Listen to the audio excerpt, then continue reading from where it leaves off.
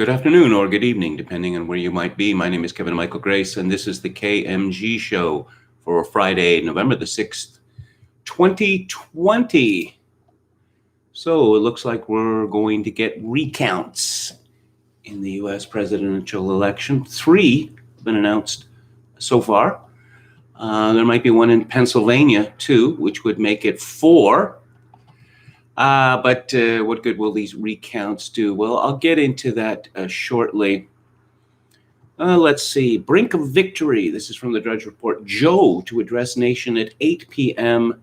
Biden 264, Trump 214. Have they called Alaska for Trump yet?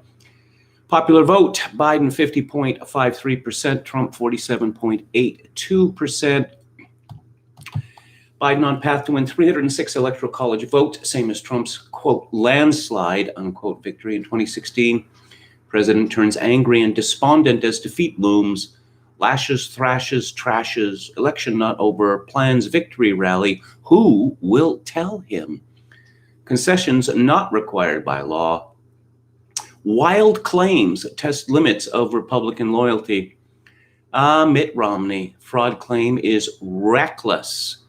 Tough road in getting Supreme Court to intervene. John Lewis District deals blow to President. Pelosi refers to Biden as president-elect. Trespassers will be escorted out of the White House. Pollsters, don't you just hate them? I am rather hoping that we're not going to hear anything more from them.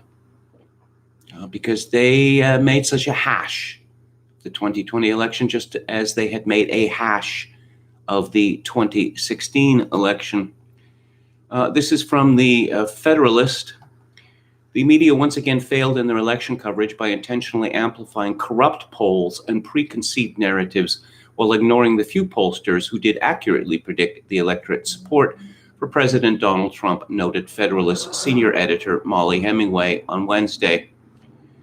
These polls were off by such a great amount, but not all polls. There were a few pollsters who actually got things right, which shows that it was possible to look at this race accurately, she said on Fox News' The Ingraham Angle.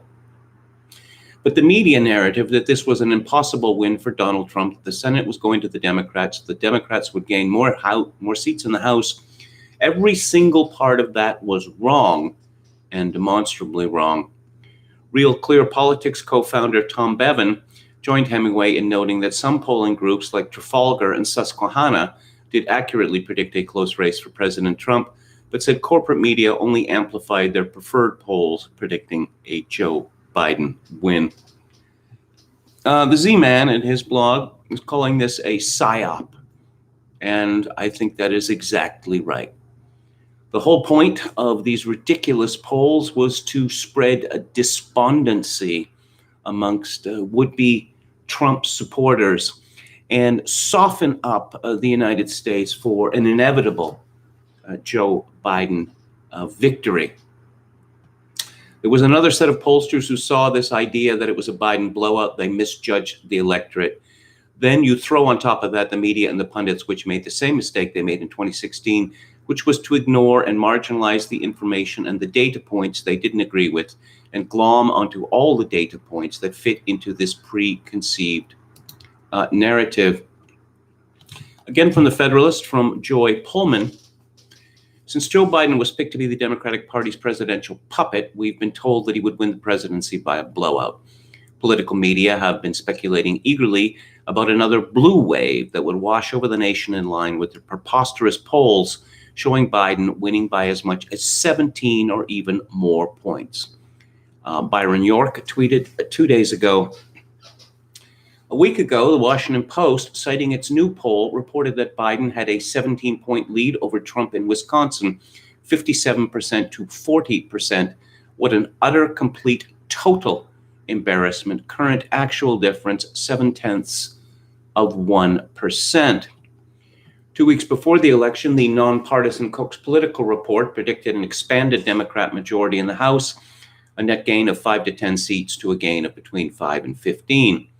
On Election Day, House Speaker Nancy Pelosi and House Democrat campaign chairwoman Representative Sherry Bustos, predicted Democrats would not only defend gains made in 2080, but flip districts thought to be in safe Republican territory. Well, it was very much like 2018, because it was a good night for the Republicans until it wasn't, until they stopped counting ballots mysteriously around 10:30 p.m.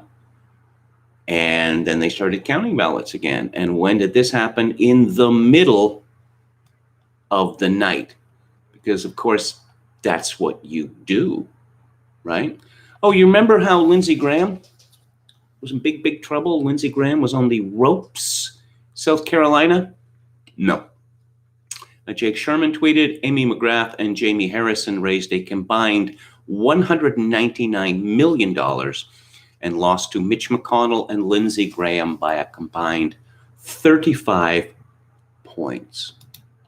Now, about those tranches, let's see. Steve Saylor tweets, here's a popular rationalization for 538.com's report of Biden winning 100% of a batch of 23,277 ballots in Philly. Hey, Romney went 0 for 19,000 in 2012 in Philly, so why shouldn't it happen again? It's probability science. Oh, and the explanation that we're getting is, oh no, they release results for one candidate at a time. Why? Why would anyone do that?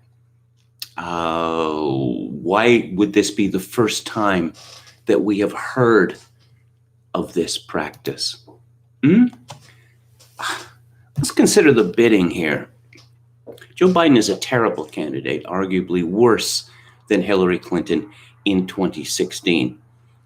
She is a smart woman, despite her flaws. He is stupid. She had some medical problems during the campaign, but Joe seemed to be, I don't know, one misstep away from literally falling apart.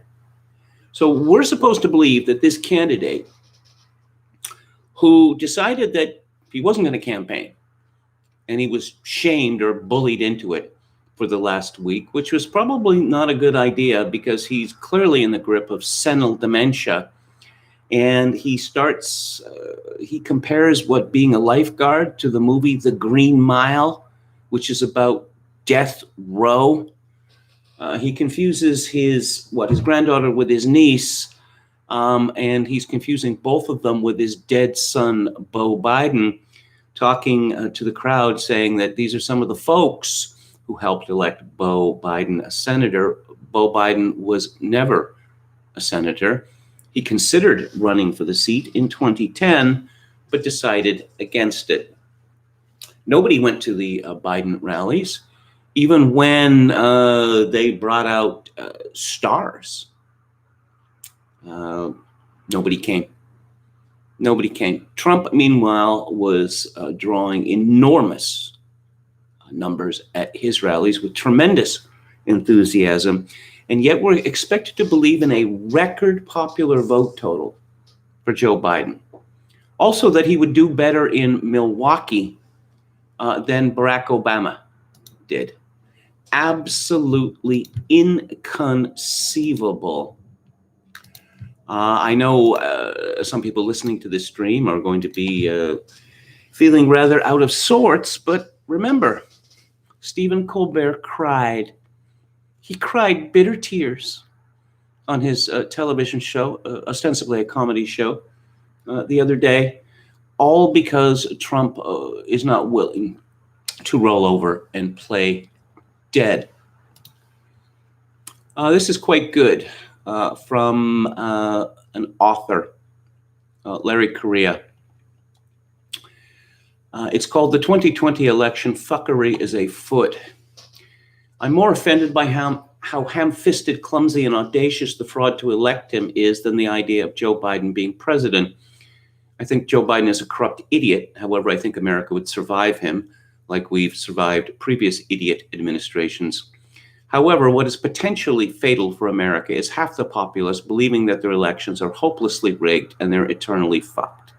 And now, however this shakes out in court, that's exactly what half the country is going to think. People are pissed off, and rightly so. Before I became a novelist, I was an accountant. In auditing, you look for red flags. That's weird bits in the data that suggest something shifty is going on. You flag those weird things so you can delve into them further. One flag doesn't necessarily mean there's fraud.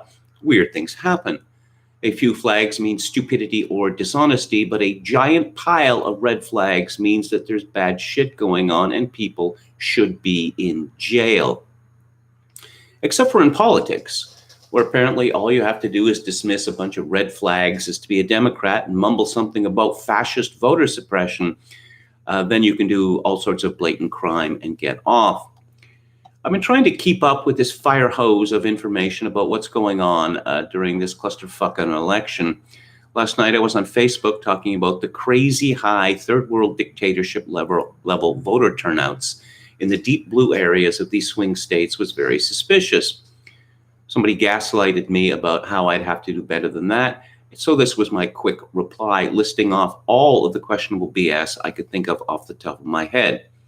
The massive turnout alone is a red flag. But as for doing better, the late night spikes that were close enough to close all the Trump leads are a red flag. The statistically impossible breakdown of the ratios of these vote dumps is a red flag. The ratios of these dumps being far better than the percentages in the bluest of blue cities, even though the historical data does not match, red flag.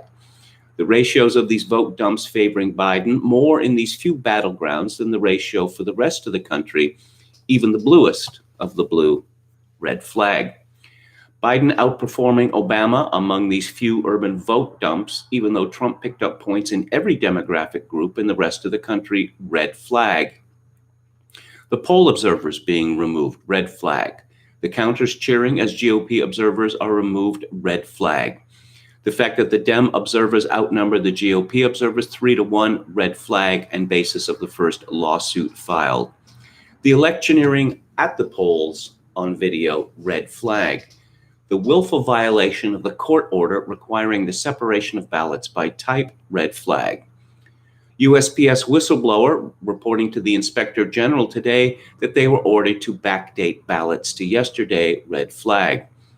The video of 2 a.m. deliveries of what appear to be boxes of ballots with no chain of custody or other observers right before the late night miracle spikes, red flag. Any of those things would be enough to trigger an audit in the normal world. This many flags and I'd be giggling in anticipation of catching some thieves. And it isn't that I have to do better. I'm just a Gen Pop observer who happens to be a retired auditor with a finely tuned BS detector. This is going to the courts. So now I want to delve into some of these some more. The problem is that there's a ton of info swirling around, some good, some not. It doesn't help that reporters are usually dishonest or not very bright and absolute trash at presenting data. Part of our problem is big tech is actively stomping on stories that make their guy look bad. While compiling these, I discovered that several of the links I'd looked at yesterday had been vanished by Facebook or Twitter. For the last 4 years, half the country was all, Trump is illegitimate, he's not my president, he stole the election, so on and so forth, and that was all based on nebulous ideas about Russian interference. The Russian interference mostly boiled down to them buying ads on Facebook or having fake bots trolling on Twitter last time. This time, the actual giant mega corporations, Facebook, Twitter, and Google themselves have actively censored stories in order to protect their candidate. So you think that after this pile of suspicious election clusterfucks that makes the game look totally rigged, the other half of the country is going to accept Joe Biden as legitimate? Oh, hell no. When you are auditing, you see mistakes happen all the time. Humans make errors. Except in real life, mistakes usually go in different directions. When all the mistakes go in the same direction and benefit the same parties, they probably aren't mistakes. They're malfeasance. Let's go back a bit to before Election Day to see why people would be suspicious that the game has been rigged. Most of the mainstream polls were utter garbage, off by what I believe to be the largest amounts ever in all of American history. Of course, this thing that surely demoralized the right and helped the left raise funds was just an innocent sampling error rather than a purposeful sampling bias. Then in the weeks leading up to the election, big tech and the media had a concentrated censorship effort to stop what was probably the juiciest October surprise in modern history. But them silencing major newspapers and U.S. senators was just a mistake in their innocent efforts to fact check. Then on election day, states like Florida that were obviously swinging hard for Trump with no possible mathematical way for Biden to come back, the news wouldn't call for Trump. States where it was still clearly up in the air, just based on even the most cursory of statistical analysis, Arizona, they called for Biden ASAP. But that was just innocent mistakes, not an attempt to set the narrative of inevitable Biden victory by major media. When Trump pulled ahead in the Midwestern swing states by what were starting to appear to be insurmountable amounts, they suddenly threw the brakes on the counts. My favorite part of this was when it looked like Trump was going to win, the Chinese yuan crashed, which is pretty telling about how shitty a candidate Joe Biden is. Okay, suddenly stopping all those counts seemed a little weird, but most of America went to bed thinking that this was a close race with Trump in the lead in the Electoral College. Then we woke up in the morning and everybody saw the 538 graph showing a massive middle of the night spike for Joe Biden with almost zilch in corresponding votes for Trump. Now, one of those got walked back as a typo. Again, funny how all these mistakes keep going in one direction. But the damage was already done, and all of a sudden most of America was paying a whole lot more attention to places like Wisconsin and Michigan than we usually do. That's how flags work. And it turned out that the single six-figure typo was only one of many statistically improbable Biden vote dumps to come. Now, all of my liberal acquaintances were quick to dismiss these with some gaslighting about how it was just deep blue inner cities votes coming in, and obviously they were going to vote for Joe Biden, except that is them deliberately missing the point. It isn't that Biden won those, it's that he won them with statistically improbable amounts. I don't know what the current numbers are now, but as yesterday morning, the Wisconsin midnight mystery dump was something like 98.4% for Joe Biden. That's better than the bluest of blue cities manage. That's better than Biden did in D.C.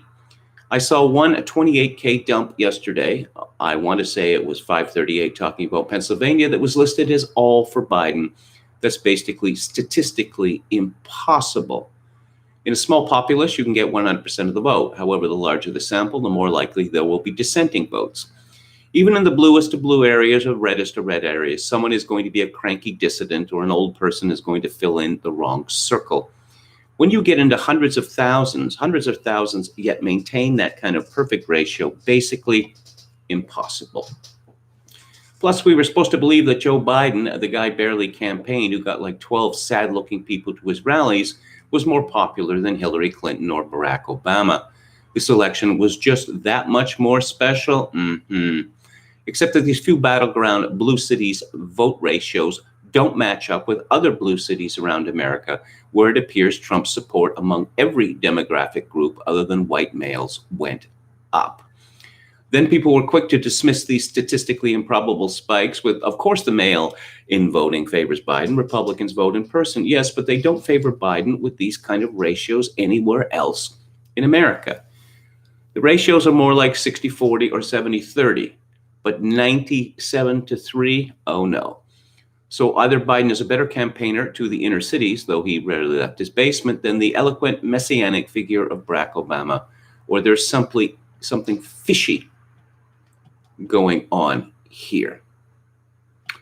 Here's the kicker. The high turnout is the average for the state, but when you drill down on the source of these statistically improbable blue vote dumps, they've got districts with 200% turnout. That's over 200%. There's 7 over 100 and a ton of them in the 90s.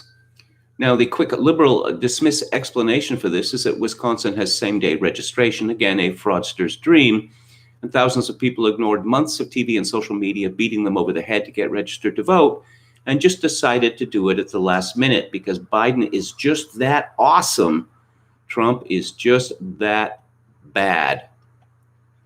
A whistleblower has come forward from a Michigan post office saying that they were given ballots on November the 4th and ordered to postmark them to Election Day so that they would still be valid. That is so insanely illegal. When the reporter called the postal supervisor who gave the order and asked about it, He immediately hung up. Now, on this one, liberals were quick to dismiss it because it was from Project Veritas, who they hate and say cherry picks their investigative reporting, yet they keep winning all the lawsuits against them. However, the very next video was the response from the U.S. Postal Inspector General, or whatever his title is, I can't remember, about how they were investigating. So this wasn't just some crank going to a reporter. It's been passed up the chain of command. It's an actual whistleblower. A quick note on collusion, because I mentioned it a couple of times now. Collusion is the key to successful fraud. Systems have controls and checks in places, so the best way to circumvent them is to team up with somebody over one of those controls and exploit the gap. That's fraud 101. Which is why when you go to the post office, your buddy runs to drop off your illegal late emergency Save Biden ballots. Or you go to the ward, your buddy, the poll worker, is running the login book the same day to register all your imaginary friends. Speaking of the imaginary vote, this one is actually hilarious. Democrats are quick to say all votes must count, which apparently includes people who are 118 years old. All those little fraud schemes come in various directions, except the fraud numbers add up quick in a tight race. However, if you are behind by hundreds of thousands of votes in the middle of the night, it requires some audacious level fuckery, which brings us to a red flag you can see from space. The 4 a.m. Biden miracle. This is the third link I've had to pull for this one because Facebook keeps killing the others. Because after the statistically improbable votes came in, they had to toss a bunch of the GOP judges out of the building because of COVID. Remember what I said about collusion? If you got the actual system with the controls on your side, you can basically do any outlandish BS you feel like, and the only way you're going to get stopped is by an outside power. Hence the multitude of lawsuits we're going to see over the next few days. This is from let's go to the chat before I go to Revolver News. Yeah, a lot of people in chat today. Hello all. Peter Levy says it's not over yet. Once evidence of fraud is surfaced, electors are under no legal obligation to follow the popular vote. Yo Mama says if it comes down to it, Trump will fight Biden mano a mano. Anrun says, I hope there is a special place in hell for people like Romney. Oh, you've already got these Republicans saying, oh, no. It's good that we lost this election because we're looking forward to 2024. That never happens. Never, ever happens. People do not fight long and hard and sometimes bitterly to lose an election. Never happens. Winning an election today is always better than perhaps winning an election 4 years in the future. So, I mean, these people are lying. YT says, I hope Trump deals with this better than he dealt with the riots and big tech censorship. There was a Democratic candidate, I believe was it Pennsylvania, a woman, ex-CIA, who was reported to have lost. Oh, and then they find all of these ballots, all for her on a thumb drive. Oh, what's this? Oh, it's a thumb drive. Anything interesting on it? Oh, yeah, thousands of ballots with a Democrat. What? How are we supposed to take that seriously? Oh, yeah, we tabulated all these ballots and we put it on a thumb drive, and then we forgot about the thumb drive because that's how we do things around here. Walrus Libertarian says AOC is talking about making a list of Trump supporters for future use. Yes, I saw that.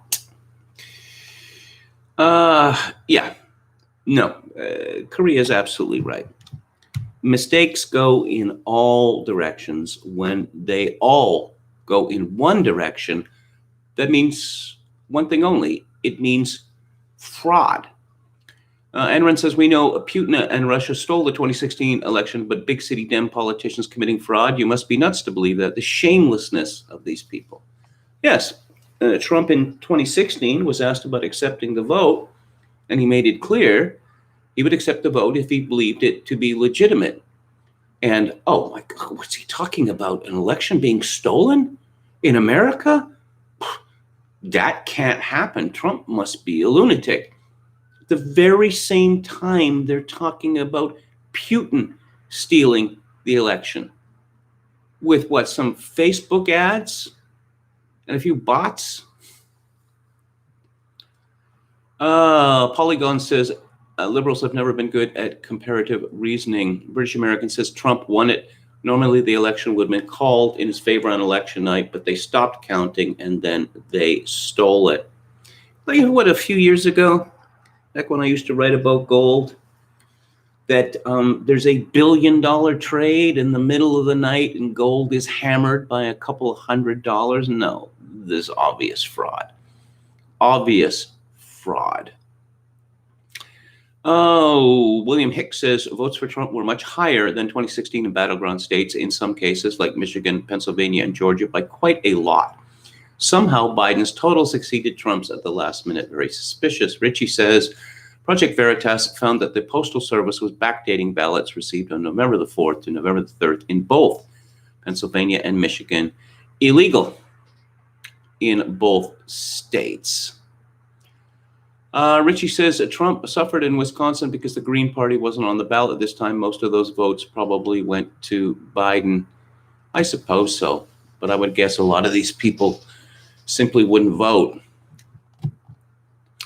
Tim Humphreys says, greetings from Australasia.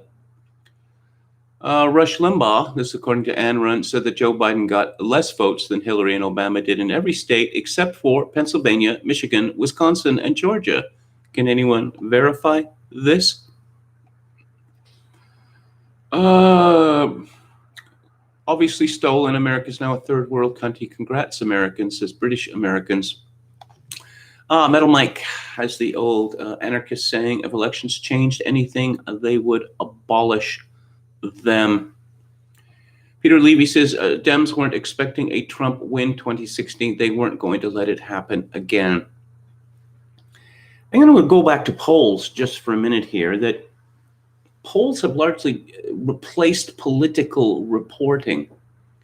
Oh, so the president of the United States says, I'm going to do this, that, or the other. The Democratic challenger says, I'm going to do this, that, or the other. Oh, we're not interested in that. We're just interested in what the pollsters come up with, because that means we don't have to do any work. We don't have to do any thinking. Metal Mike says Julian Assange said Trump would not be permitted to win. They pulled out all the stops, but he prevailed. They were ready for 2020 and knew they had to cheat as a last resort, and they did. British American, normally an election can't be stolen unless the margin is razor thin, but they were desperate, so they couldn't otherwise then steal big, and now they are going to get caught. That is a problem with election stealing, because you don't want to steal and still lose. You want to steal just enough in order to be able to win. But I guess, if you decide to stop counting and then decide that when you start counting again, 95% of the votes are going to go to one candidate. Ayn Rand, Sam Hyde had a prediction for what journalists should start to worry about. I'm not going to repeat that prediction. Palpcazo88 says 2020 is the worst Twilight Zone episode of all time. Peter Levy says even normies are becoming suspicious of the long delays in vote counts. Joe Biden's illegitimate victory declaration won't be as salient as the media hopes. Well, again, I sound like a broken record here, but the longer the time from when the polls close to when the election results are known, the greater the opportunity for fraud. I mean, come on.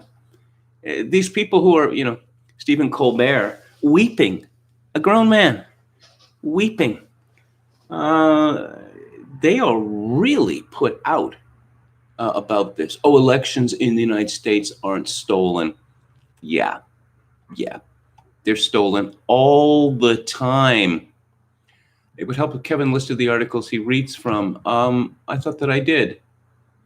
But the long article I was reading from was from what science fiction author, former accountant Larry Correia at his website.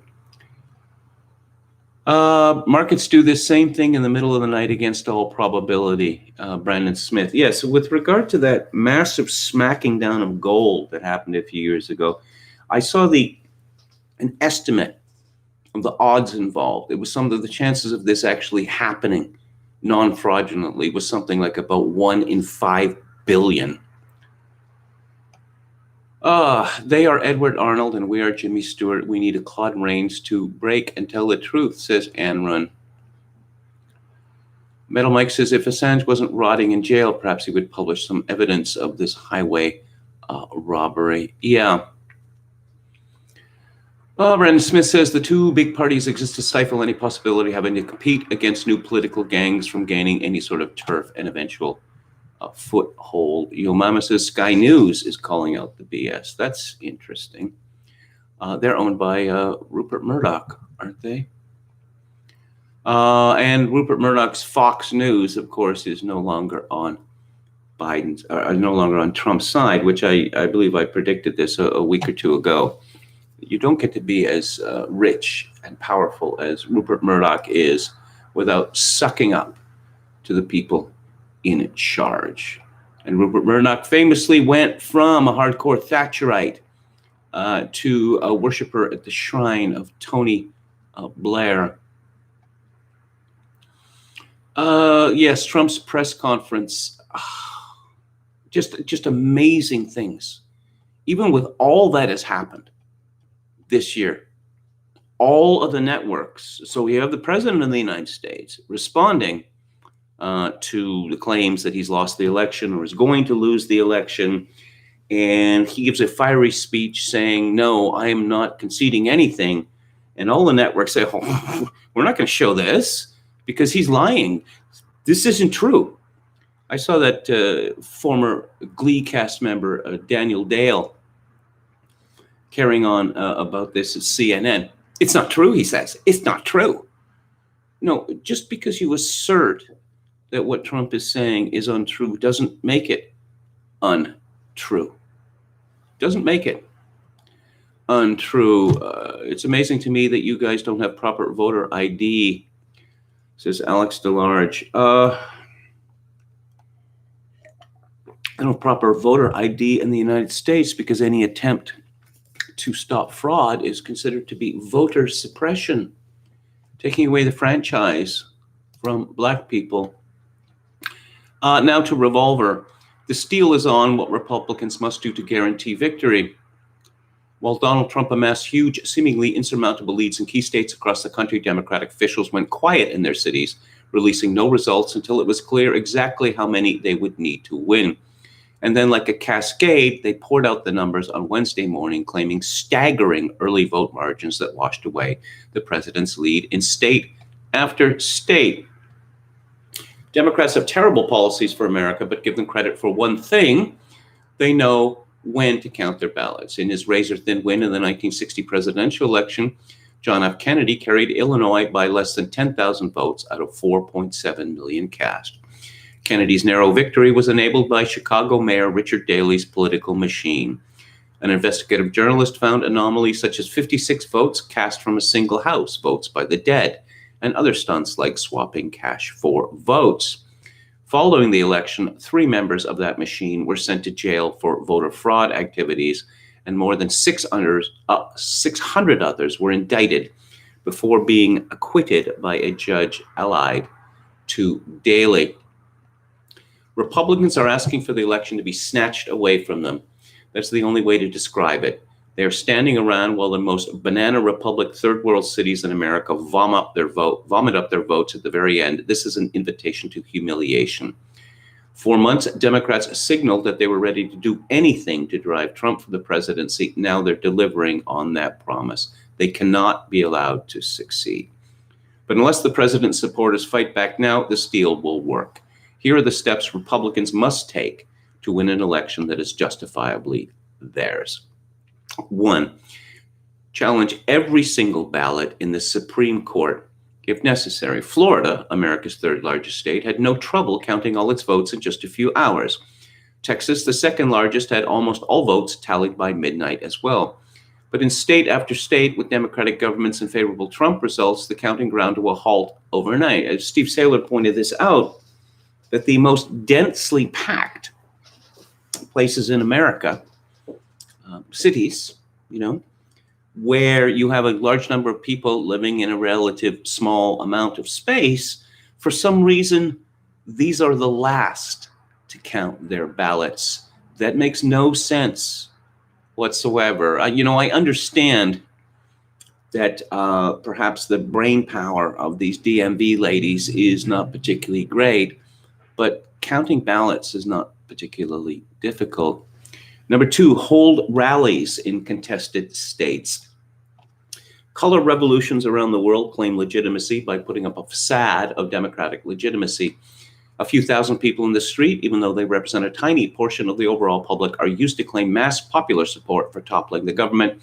Democrats have used this weapon to their advantage all year, turning out extreme left-wing protesters in large cities so that officials can justify radical policies on race and policing that nobody voted for. In the days and weeks to come, Republicans cannot afford to sit on the sidelines. If they want the president to remain in office, they must rally in the streets as well and vocally reject this coup attempt for what it is. President Trump should immediately announce daily rallies in contested corrupt jurisdictions in Nevada, Wisconsin, Michigan, Pennsylvania, and even Arizona, Georgia, and North Carolina, if necessary. Number three, GOP legislatures in swing states must move to seat Trump electors. The Democratic effort is succeeding because they control the government in every deep blue city. Not only that, they crucially control the governorships in most of the contested states, meaning state bureaucracies will reliably side with Democrats. But Republicans have an advantage of their own. In Pennsylvania, Michigan, Wisconsin, Arizona, Georgia, and even North Carolina, they have unified control of the state legislature. If there is clear evidence of electoral fraud in any of these states, then Republicans in the legislature have a moral duty to try to seek the correct slate of electors. There is a clear precedent for this. The Constitution explicitly grants state legislatures the authority for choosing electors, and this was upheld in the 2000 Bush versus Gore Supreme Court ruling. Another piece from Revolver News yesterday. The fraud at the heart of the 2020 election has left the American people with only one surefire remedy. They must demand that Republican state lawmakers send pro-Trump electors to Congress. By now, every Republican in the country knows what happened on Tuesday night.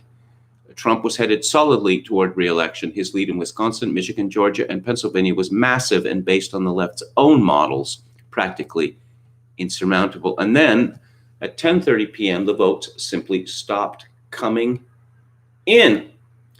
CNBC tweeted, North Carolina won't update its total vote count until November the 12th. What? Are they going on vacation? Are they just too exhausted by a few hours of work on November the 3rd?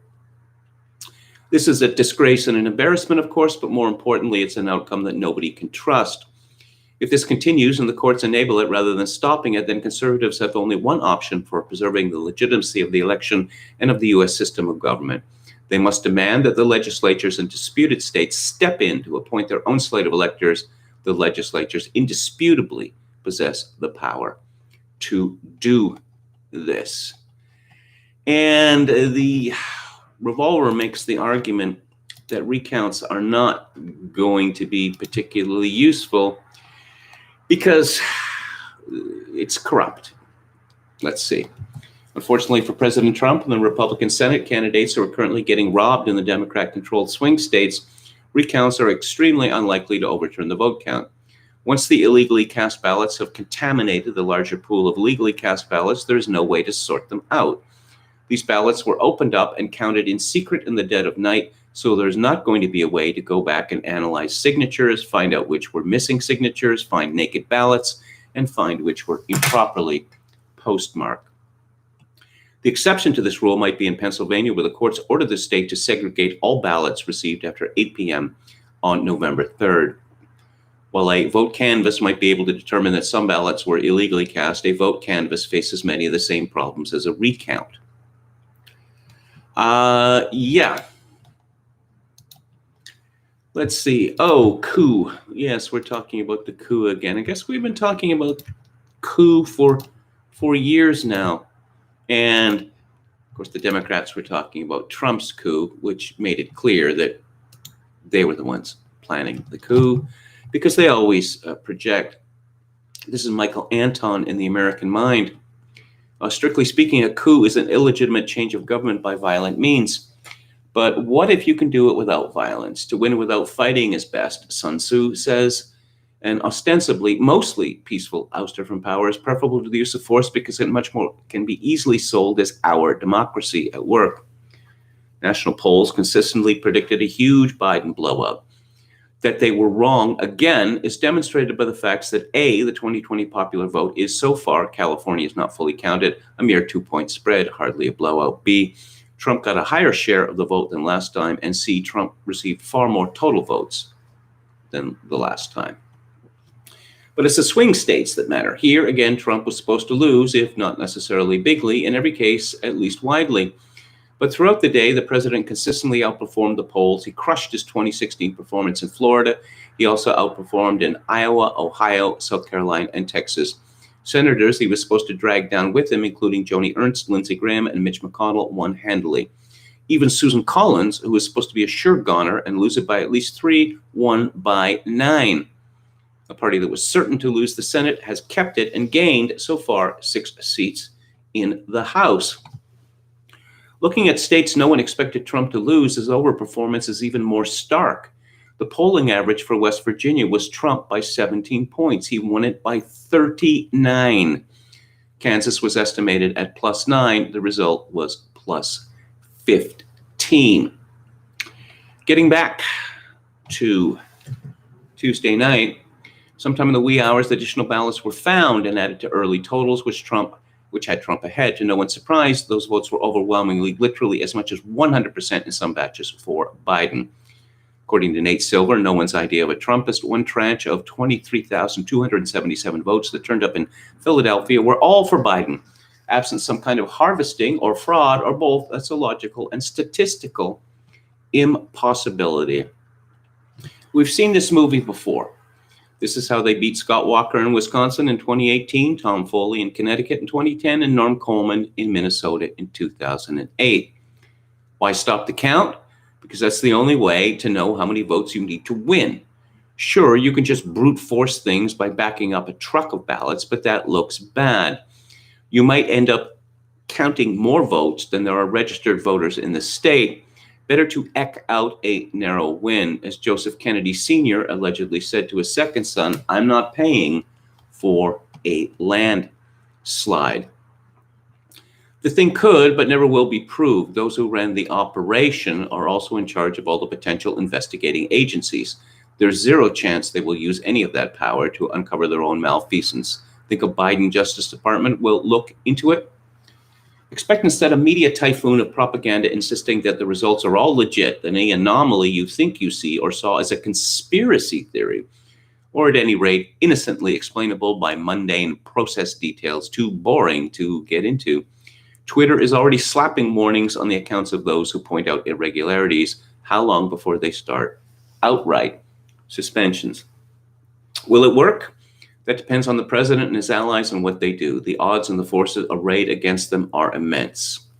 What would I have them do? I'm no expert, but the crew at Revolver has some good ideas. 1, challenge the late-night fines in the courts. 2, hold rallies in contested states. 3, urge GOP officials in close states to expose shenanigans and, if necessary, to refuse to seat Biden electors in the event of a fake count. 4, mount a campaign to marshal grassroots public opinion in the president's favor. The irony will be those who, over the last 4 years, have bleated the loudest about our democracy have been most responsible for killing it off. This is from Evita Duffy at The Federalist. On election night, Wisconsin was too close to call, but Trump was ahead by comfortable margins, defying the predictions of corporate media. Pollsters who prepared America for a Biden blowout in the Badger State. Up to 17%, he was ahead in the polls. Others have called into question disparities in Wisconsin's high voter turnout when compared to other election cycles. This too can be explained by same-day voter registration in an election that saw record turnout nationwide.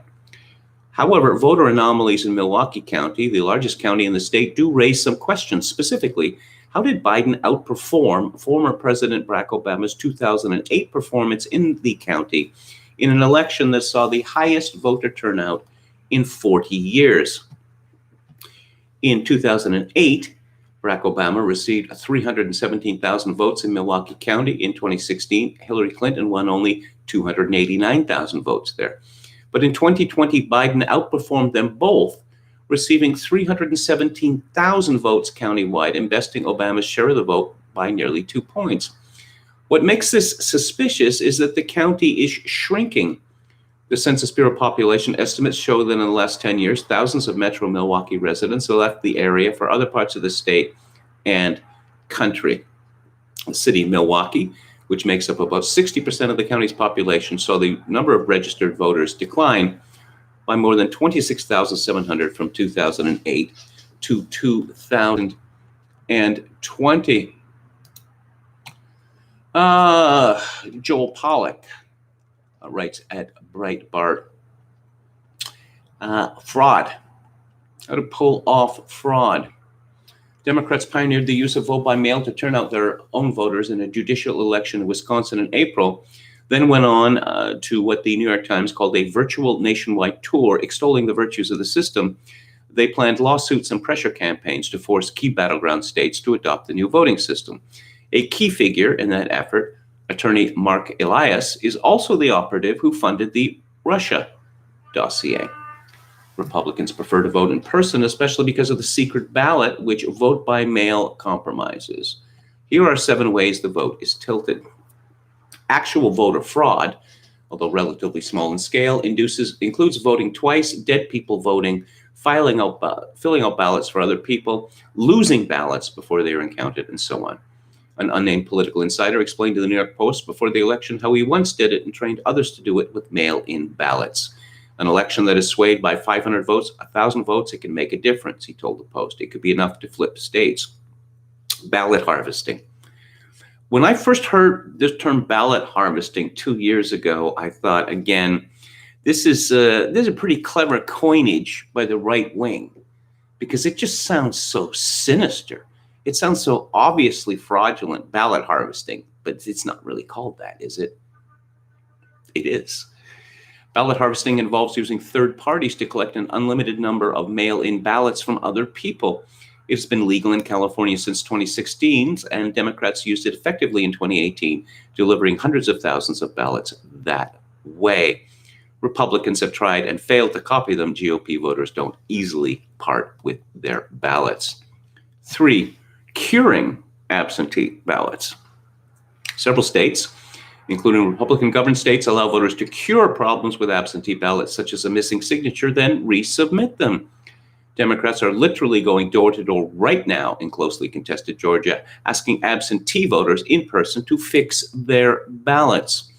Democrats also sued in Arizona for a list of names of voters whose ballots needed curing, probably so they could focus on likely Democratic voters. They lost, but that is their strategy. 4, deadline extensions, relaxed rules. Democrats sued in several key battleground states to force states to extend the deadline for mailed-in ballots to be counted past Election Day itself. They won in several states, lost in several states. Privately funded get-out-the-vote efforts. As Breitbart News warned in October, liberal billionaires like Facebook CEO Mark Zuckerberg donated hundreds of millions of dollars to so-called safe elections efforts. 6, automatic vote-by-mail applications. Some states, like California, decided to send vote-by-mail applications to every registered voter in the state, whether it was constitutional or not. The most striking thing about some of these efforts is that they were federally funded. The CARES Act, for example, the first coronavirus relief package, paid for states like Wisconsin to send information packets to millions of registered voters, in effect, a federally funded voter turnout operation. 7, social media censorship. The decision of Silicon Valley companies to censor information during the election had a profound effect whose true impact may never be fully known. Twitter regularly censored the president and the New York Post's reporting on Hunter and Joe Biden. Google suppressed search results for Breitbart News. Now they slap nutrition labels on articles about voter fraud. This is a form of election interference that will likely continue. This is from Robert Kraychik in Breitbart. Vote dumps entirely for former Vice President Joe Biden are not credible, assessed Hans von Spakovsky, manager of the Heritage Foundation's Election Law Reform Initiative and a senior legal fellow of the Meese Center for Legal and Judicial Studies. Asked in an interview with Alex Marlowe, he said, if those vote reports are correct, I don't understand it. The way you do counting is you simply count all the ballots. Spakovsky said, you don't divide. They're not divided up between the candidates. So the precinct reporting that's coming in ought to be reporting the total vote count, regardless of who it's for. So again, if it's confirmed that there are these weird reports coming out of votes only for one candidate and not the other, you've got to question what exactly is going on. Reports of Republican poll watchers being denied observation of vote counting raise questions about electoral misconduct, according to Spakovsky. For places like Detroit to chase out and not allow legally appointed poll watchers in there to watch them processing these absentee ballots raises serious questions about possible misconduct going on. So what about this canard that elections are not stolen in America? Well, perhaps Daniel Dale would object, but that's absolutely laughable. The same Hans von Spakovsky had a piece 12 years ago for the Heritage Foundation where Chairman Mao believed that all power comes from the barrel of the gun. The late Mayor Richard J. Daley believed that all power comes from the barrel into which precinct totals have been tossed. That was David Nyhan in the Boston Globe in 1982. The truth about voter fraud, according to activist groups like the Brennan Center, is that many of the claims of voter fraud amount to a great deal of smoke without much fire. The allegations simply do not pan out. Chicago, however, is known for its fires, and there was a roaring one there in 1982 that resulted in one of the largest voter fraud prosecutions ever conducted by the U.S. Department of Justice. The telltale smoke arose out of one of the closest governor races in Illinois history. And as for the fire, the U.S. Attorney in Chicago at the time, Daniel Webb, estimated that at least 100,000 fraudulent votes, 10% of all votes in the city, had been cast. 65 individuals were indicted for federal election crimes, and all but two, one found incompetent to stand trial and another who died, were convicted. This case of voter fraud is worth studying today because it illustrates the techniques that political machines and organized political groups use to steal election. Even in the present day, this threat is not hypothetical. Tactics similar to those documented in the Chicago case have come to light in recent elections in, wait for it, Philadelphia and the states of Wisconsin and Tennessee. Oh, yes. I was alerted to this story 4 years ago from the BBC News, vote rigging, how to spot the telltale signs. And it's about Africa. Gabon's opposition said it was cheated a victory after official results showed a turnout of 99.93% in President Ali Bongo's home region, with 95% of votes in his favor. Elizabeth Blunt has witnessed many elections across Africa as both a BBC journalist and election observer, and looks at 6 signs of possible election rigging. 1, too many votes. Watch the turnout figures. They can be a big giveaway. You never get a 98 or 99% turnout in an honest election. You just don't. Even in Australia, where voting is compulsory, where you can vote by post or online or can be fined for not voting, turnout only reaches 90 to 95%. The main reason that a full turnout is practically impossible is electoral registers, even if they're recently compiled, can rarely be 100% up to date. Even if no one gets sick or has to travel, people still die. And when a register is updated, new voters are keen to add themselves to the list. No one, however, has any great enthusiasm for removing the names of those who have died. and over time the number of these non-existent voters increases. I once reported on an election in the Niger Delta where some areas had a turnout of more than 120%. They're very healthy people around here and very civic-minded, a local official assured me. A high turnout in specific areas.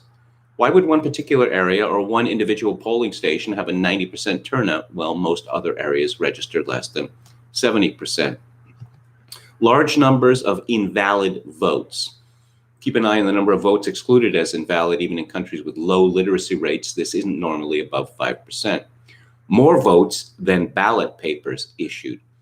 When the polls close and before they open the boxes, election officials normally have to go through a complicated and rather tedious process known as the reconciliation of ballots. The first task when the box is open is to count the number of papers inside. This is done prior to counting the votes for the different candidates. If there is a discrepancy, something is wrong. And if there are more papers in the boxes than were issued by the polling staff, it is highly likely that someone has been doing some stuffing. That's a good enough reason to cancel the result and arrange a rerun. Results that don't match. Mobile phones have made elections much more transparent. It's now standard practice to allow party agents, observers, and sometimes even voters to watch the counting process and take photographs of the results sheet with their phones. Then they have proof of the genuine results from the area, just in case the ones announced later by the Electoral Commission don't match. It has clearly taken crooked politicians some time to catch up with the fact that people will now know if they change the results. Here's another sign of stolen election. Delay in announcing results. Finally, something that's not necessarily a sign of rigging, but is often assumed to be so. Election commissions, particularly in Africa, can appear to take an inordinately long time to publish official results. This is not helped by local observer networks and political parties who, tallying up the results sent in by their agents on mobile phones, have a good idea of the result long before the more cumbersome official process is completed. Some lessons from Africa there. Joel Pollack points out today that voting by mail means the end of the secret ballot. And weren't we all of the opinion that the secret ballot was a good thing, even a necessary thing? This is from the New York Post. Jack Hobbs, USPS worker arrested at Canadian border with bin of mail, undelivered ballots. The Buffalo mailman, who was caught with over 800 pieces of mail inside his trunk that he had failed to deliver, said he ended up on a bridge between the U.S. and its neighbor to the north by accident, the Buffalo News reported. Yes, it would appear that it's just too much work. That if you destroy the mail, you don't have to deliver it, right? What was it that Newman said on Seinfeld, that they knew that he hadn't been actually working his route and Jerry took over for him? That he said that the amount of mail that you delivered, it was close to 80%. No one has ever broken the 65% barrier. It's like running a 3-minute mile. People are talking about the movie American Hustle with regard to voting fraud. Are they going to keep this up? Are the Democrats and their media pals going to, election fraud? What are you talking about? Not in my country. I think I'm going to turn up the light here. Just hang on a second.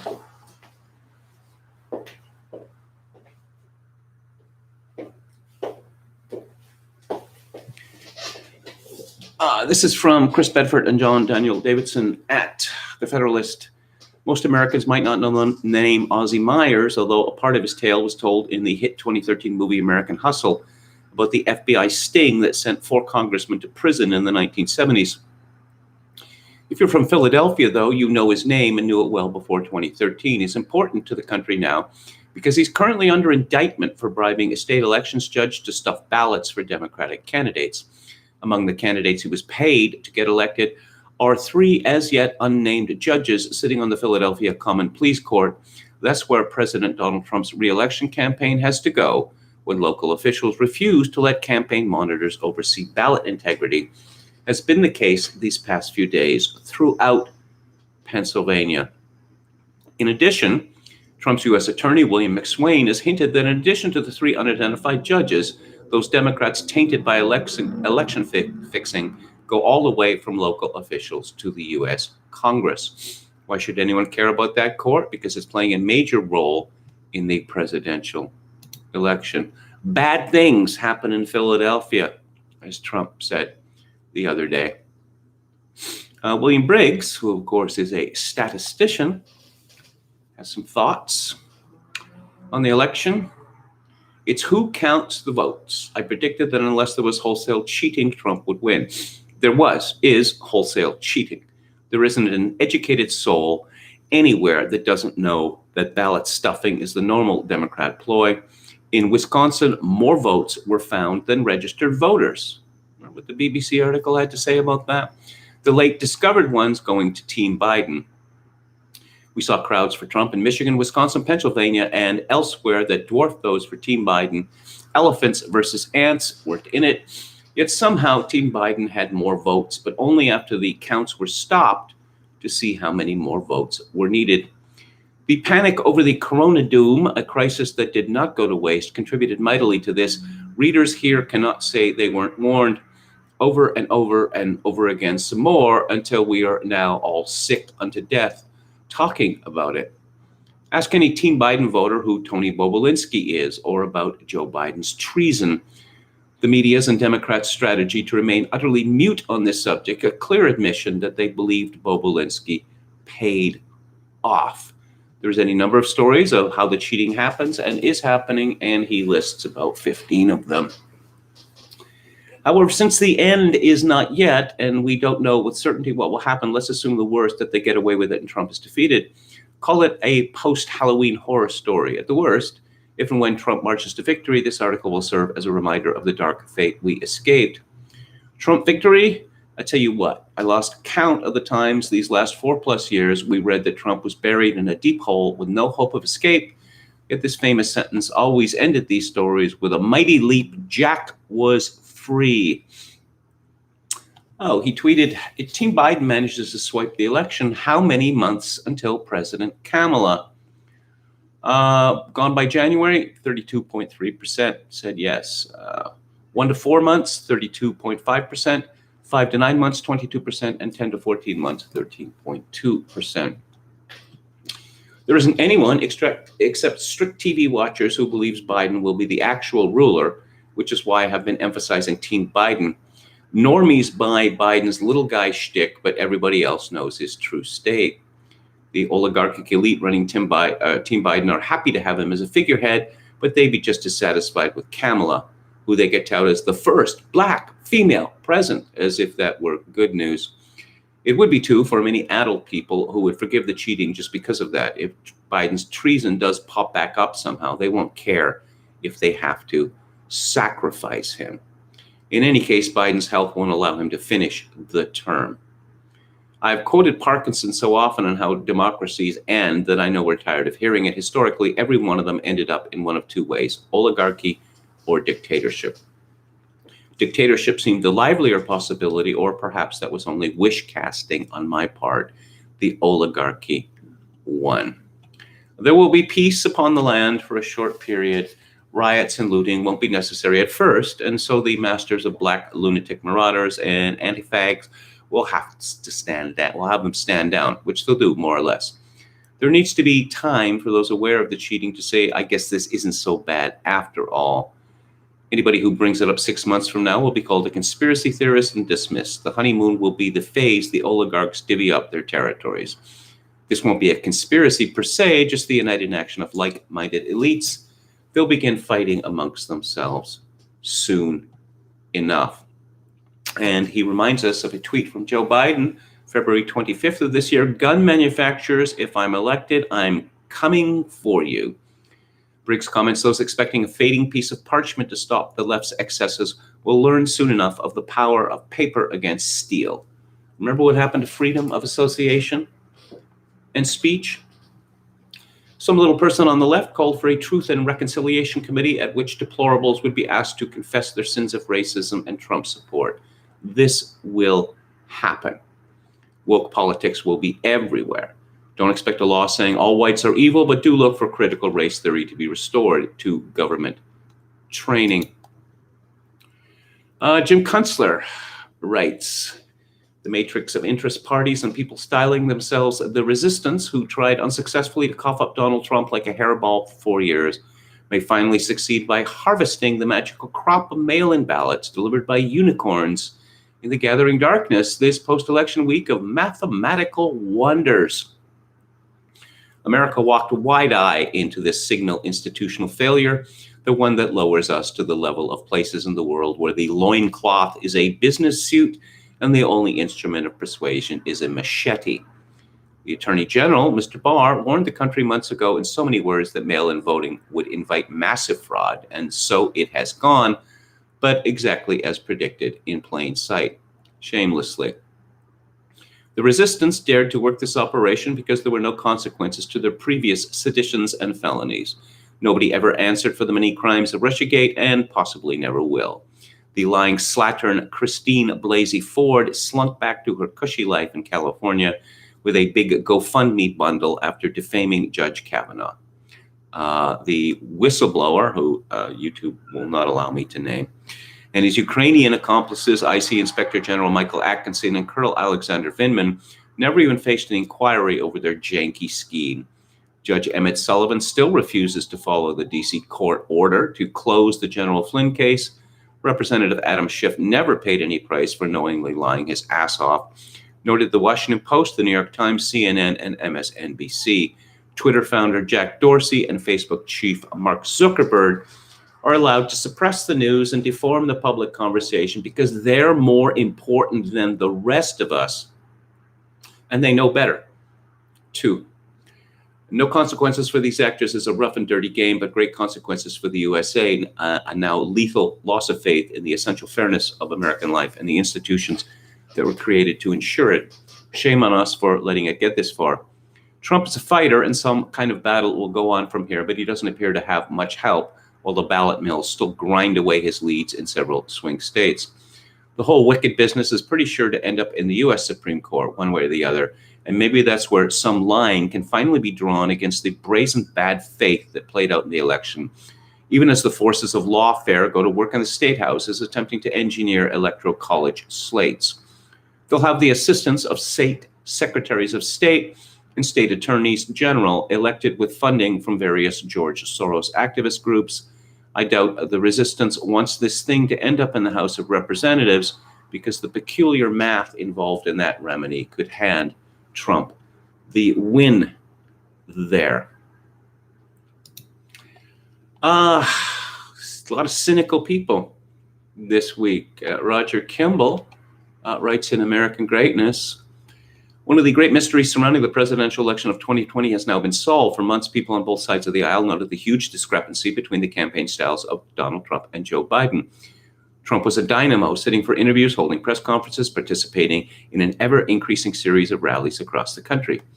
Joe Biden, by contrast, rarely left his basement, and when he did, it was to address 10 or 15 carefully screened supporters or pundits who were coached about what they could say. Even Biden's supporters, the innocent ones, marked the difference and were concerned. How could their candidate win when he basically refused to campaign? We now know the answer. Biden didn't really campaign because he, or at least his handlers, knew the fix was in. They knew that compliant polls would cook the numbers to show that Biden was 10, 15, even 17 points ahead nationally, and in all the battleground states, even though he was more or less tied or even behind.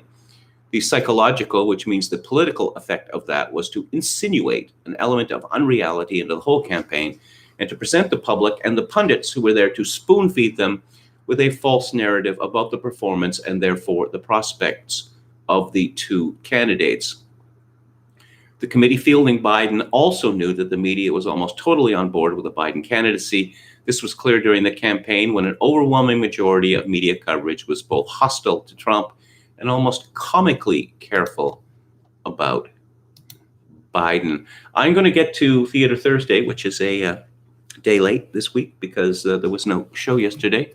We're going to have theater Thursday and the book club in one show. Gretchen Whitmer. I get the impression that Gretchen Whitmer is perennially pissed off. But here we're talking about the Attorney General of Michigan, Dana Nessel. According to the New York Post and Ben Fireherd, the Michigan Attorney General pleaded with residents of the state on Thursday to stop telling her staff to shove Sharpies up their butts. She made the plea in a tweet Thursday after a state judge tossed a lawsuit by the Trump campaign that sought to suspend ballot counting in the state. Dear members of the public, please stop making harassing and threatening calls to my staff, she wrote. They are kind, hardworking public servants just doing their job. Asking them to shove Sharpies in uncomfortable places is never appropriate and is a sad commentary on the state of our nation. Sad, so very, very sad. Again, I'll mention that ABC, CBS, NBC, and all the others would not show the President of the United States giving his response to the electoral results. No, they wouldn't show it. Keith Olbermann, who is, barking, completely barking, from Aaron Feist in the New York Post, political pundit Keith Olbermann was slammed on Twitter Tuesday for calling Trump a whiny little kunta kinte. I don't even know what that could possibly mean in a ham-fisted attempt to twist the name of the Roots character into a crude insult. Yes, real Donald Trump has always been, will always be, and on the day of his bid for re-election still is a whiny little kunta kinte. Kinte is the name of the fictitious African slave whose abduction and tribulations are at the center of the 1976 novel Roots, later adapted into a landmark TV miniseries. But as the name can also be used as a derogatory insult for recent African immigrants, oh, please, this is really pushing it. Critics were quick to accuse Olbermann of racial insensitivity.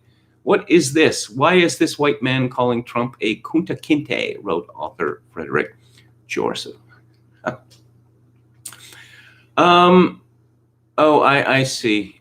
He's used kunta kinte in preference to a four-letter Anglo-Saxon obscenity. If you have to explain the joke, then the joke has failed. Keith Olbermann, what was this? Yesterday? Day before? In a venom-filled online rant, Keith Olbermann called for President Trump to be dragged out of the White House immediately in handcuffs. Trump has lost his mind. Oh, it's Trump who's lost his mind and must be removed tonight, Olbermann tweeted, along with the video of him ranting on his online program, literally titled Olbermann versus Trump, the coup attempt, we can survive, a mentally incompetent president, we may not. Oh, so it's the Republicans who have a coup attempt. And it is Trump, not Joe Biden, who's mentally incompetent. Okay. He called Trump President Karen and a lame duck president. Every time I see Keith Olbermann trending on Twitter, I just think, it's going to come to this, that he was, he was sectioned because he was found to be ranting at a group of total strangers. I used to be somebody. But you see, once again, that years of jock sniffing lead to a sad mental degeneration, not unlike that of tertiary syphilis or general paresis, as they used to call it. I see CNN's gay robot, Anderson Cooper, compared Trump to an obese turtle on his back flailing in the hot sun. Yeah, this is a news program. Yeah, news program.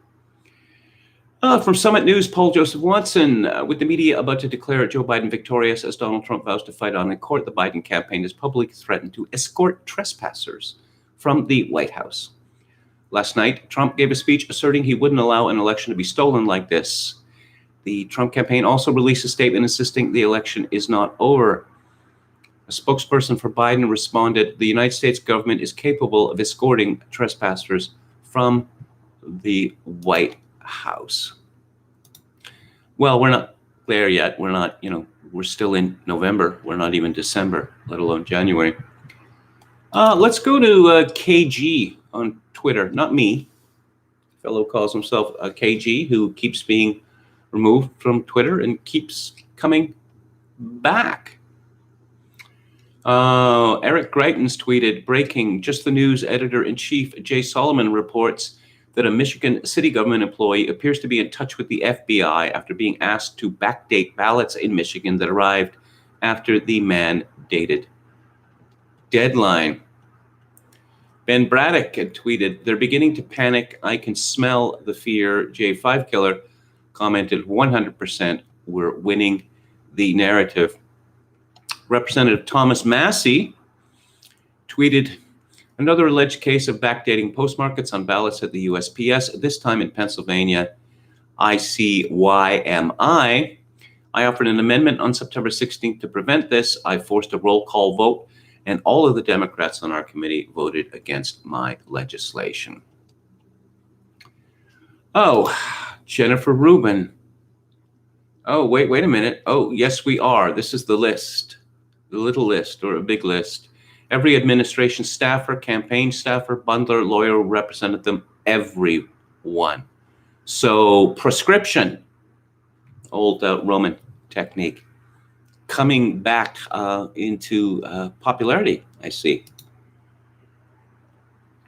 Jennifer Rubin, who's the conservative of the Washington Post, tweeted, any Republican now promoting rejection of an election or calling to not follow the will of voters or making baseless allegations of fraud should never serve in office, join a corporate board, find a faculty position, or be accepted into polite society. We have a list. Very Stalinist, isn't it? And let's see if there's anything more from J5 Killer. The scope and stupidity of the fraud will be its undoing. Hundreds of thousands of ballots hastily filled out in the middle of the night, all for Biden with no down ballot races marked, all in inner city precincts. The recounts will send lots of low-level Democrats to jail. I told you Hispanics breaking for Trump would flip some of those California districts back to the GOP. Also, blue wave, LOL. Yes. Terrible things happening in Britain. Terrible. It's a story from Richard Littlejohn in the Daily Mail. What kind of country have we become? A 73-year-old retired nurse was arrested and handcuffed after taking mother out of a care home. Yelenia Angeli was detained by police in a car park while her bewildered mom, Tina Thornborough, age 97, looked on. This outrageous incident was caught on video by Mrs. Angeli's daughter, Leandra Ashton, and posted on the internet. Welcome to police state Britain. During a visit to the care home, where they were only allowed to see Mrs. Thornborough through a window, the two women were distressed at how much she had visibly deteriorated. They decided to remove her and take her to Mrs. Angeli's house so she could be looked after by her own family.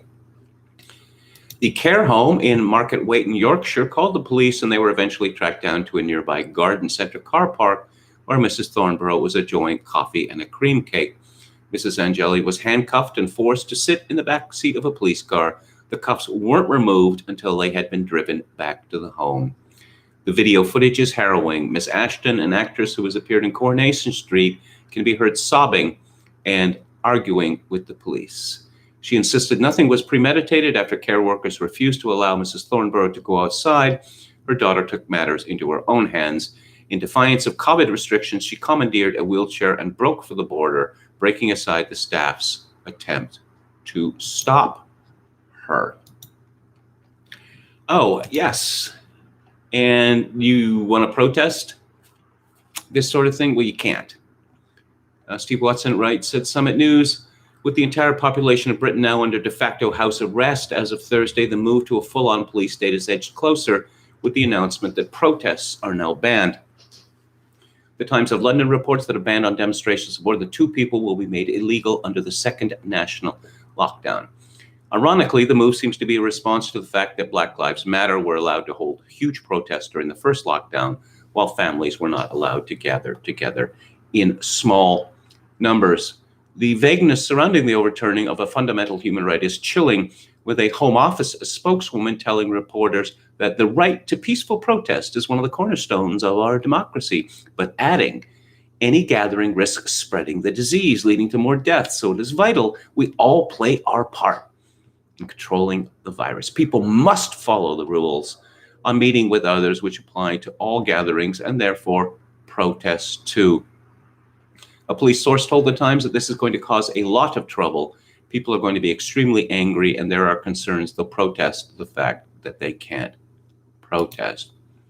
Boris Johnson is in such a pitiful state now that he's being humiliated in the House of Commons by Theresa May, no less. Must be quite delicious for her. Alex Berenson. These people want to marginalize and demonize anyone who disagrees with them. They want to portray you as stupid, violence-prone, unwilling to accept the rule of law. Don't let them. I suppose he's referring to the election. Below, I offer the most absurd, self-centered, faux sorrowful, blue check tweet ever. It will never be equaled, much less surpassed. We can shut Twitter up. David Korn of Mother Jones and MSNBC as a selfie of himself from the neck down.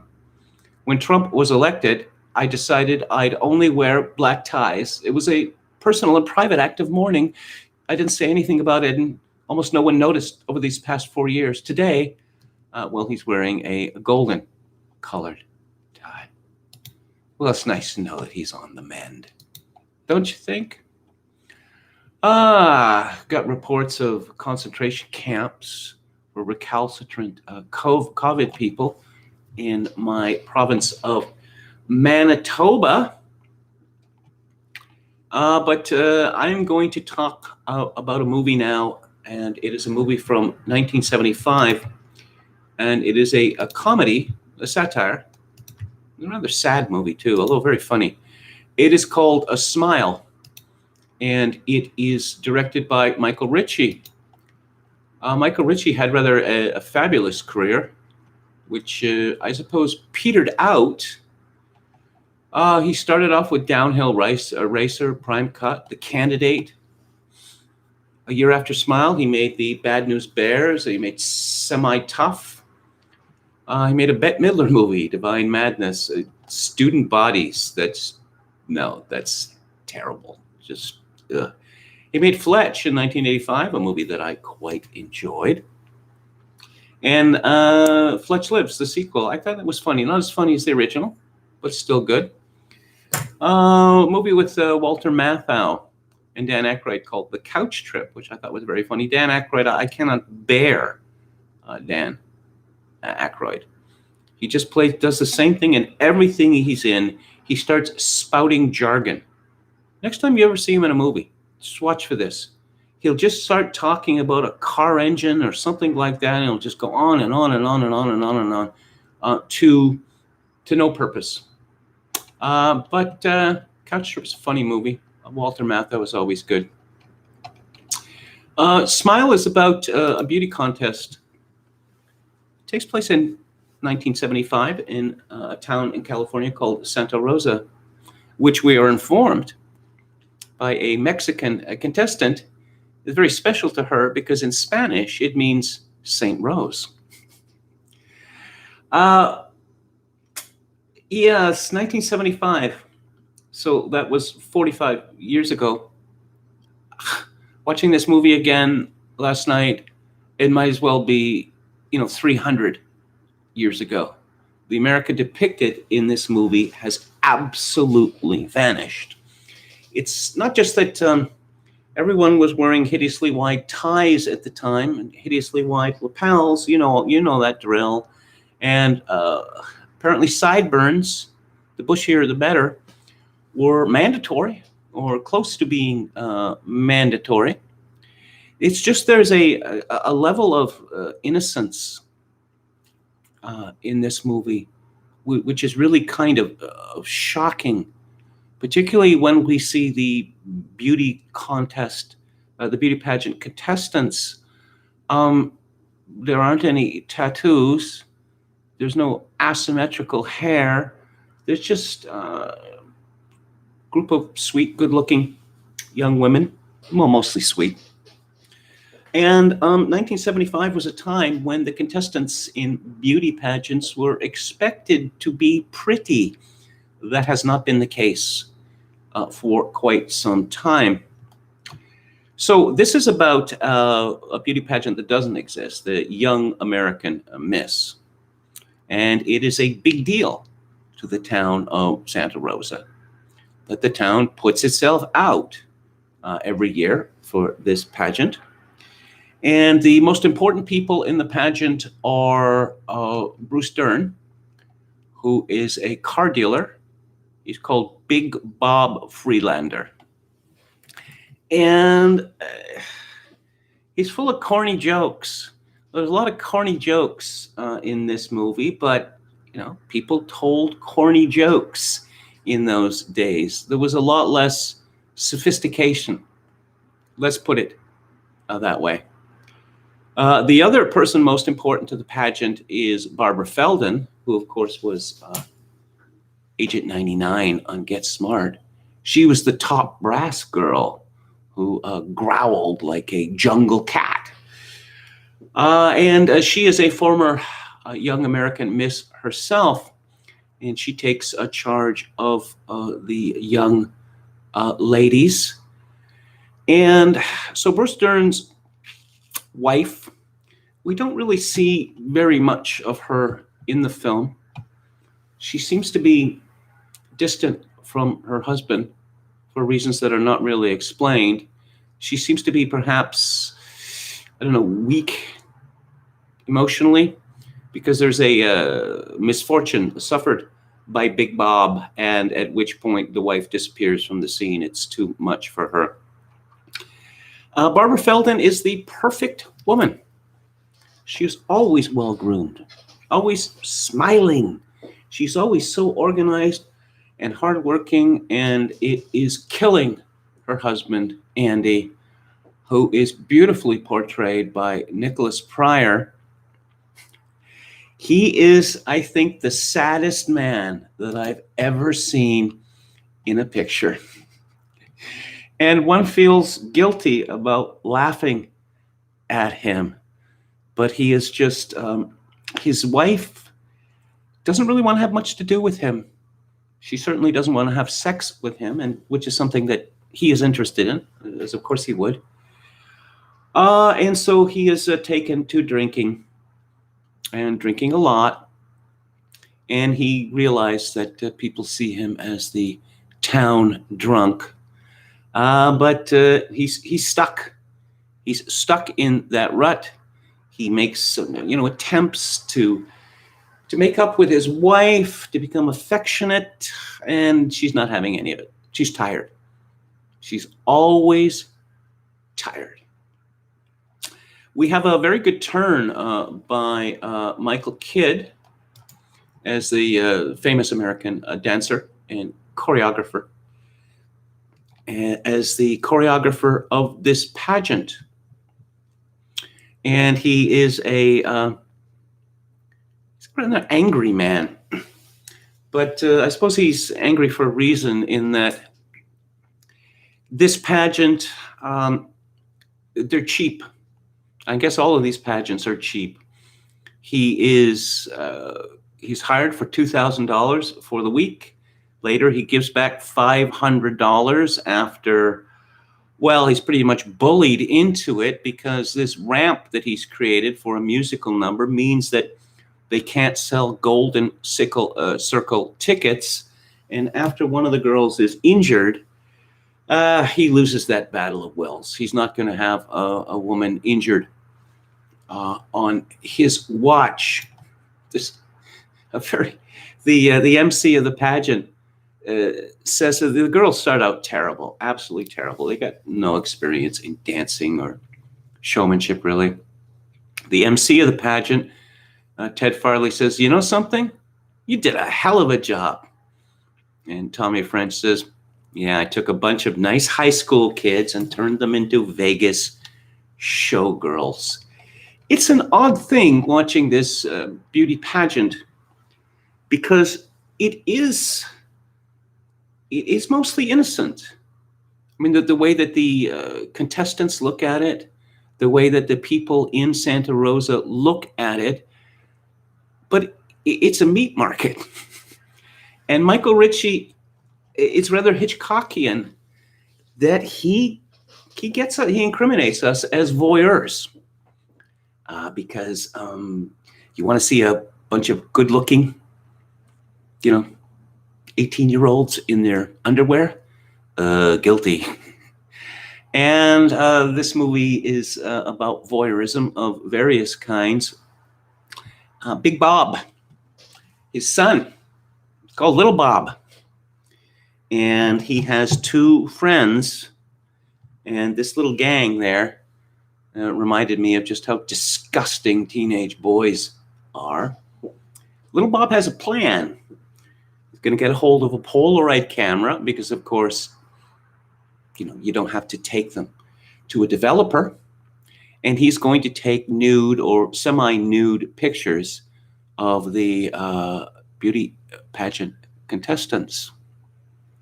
And it quite a lot of work with a lot of reversals, but they finally get the camera. And there he is in the bushes outside the changing room. And I think he gets off like about one shot before he is discovered by Barbara Feldon. And also there's a running joke that the janitor of the school or this establishment there, he's drunk and he has secreted bottles of vodka all throughout the building. And he doesn't like the pageant because of, how should I put it, female sanitary products being flushed down the toilet. That the girls are all warned not to do it, but I guess they cannot help themselves. So Big Bob is called from work to find out that his little son is a pervert and has been arrested for being a pervert. And he's going to have to see a psychiatrist several times. And of course, Big Bob, he does not hold with that. Big Bob is very much a, pulling himself up by the bootstraps, And again, one of the reasons I really admire this is that there's no cruelty in this depiction. No cruelty at all. And Bruce Dern, an actor I admire greatly, again, people are always talking about him as seeming, deranged. He's never struck me as being deranged. He has always struck me, his performances are more bemused than that. And you see him spiral in this film because there's the problem with his son. There's all these problems with the pageant and it going over budget. And if they don't make up this deficit, they're going to have to cancel the rodeo for the retarded. They're very public spirited there. And they're easy bait for compliments. Doria Houston, who is one of the two lead female figures in this film, young ones, who is played by the impossibly beautiful Annette O'Toole. She's talking about this. She says, Santa Rosa is so beautiful. I mean, I thought the shopping mall in Anaheim was great until I saw yours. It's a credit to the vision of your business community. She is, Joan Prather plays a far more innocent and serious girl than Annette O'Toole. She plays Robin.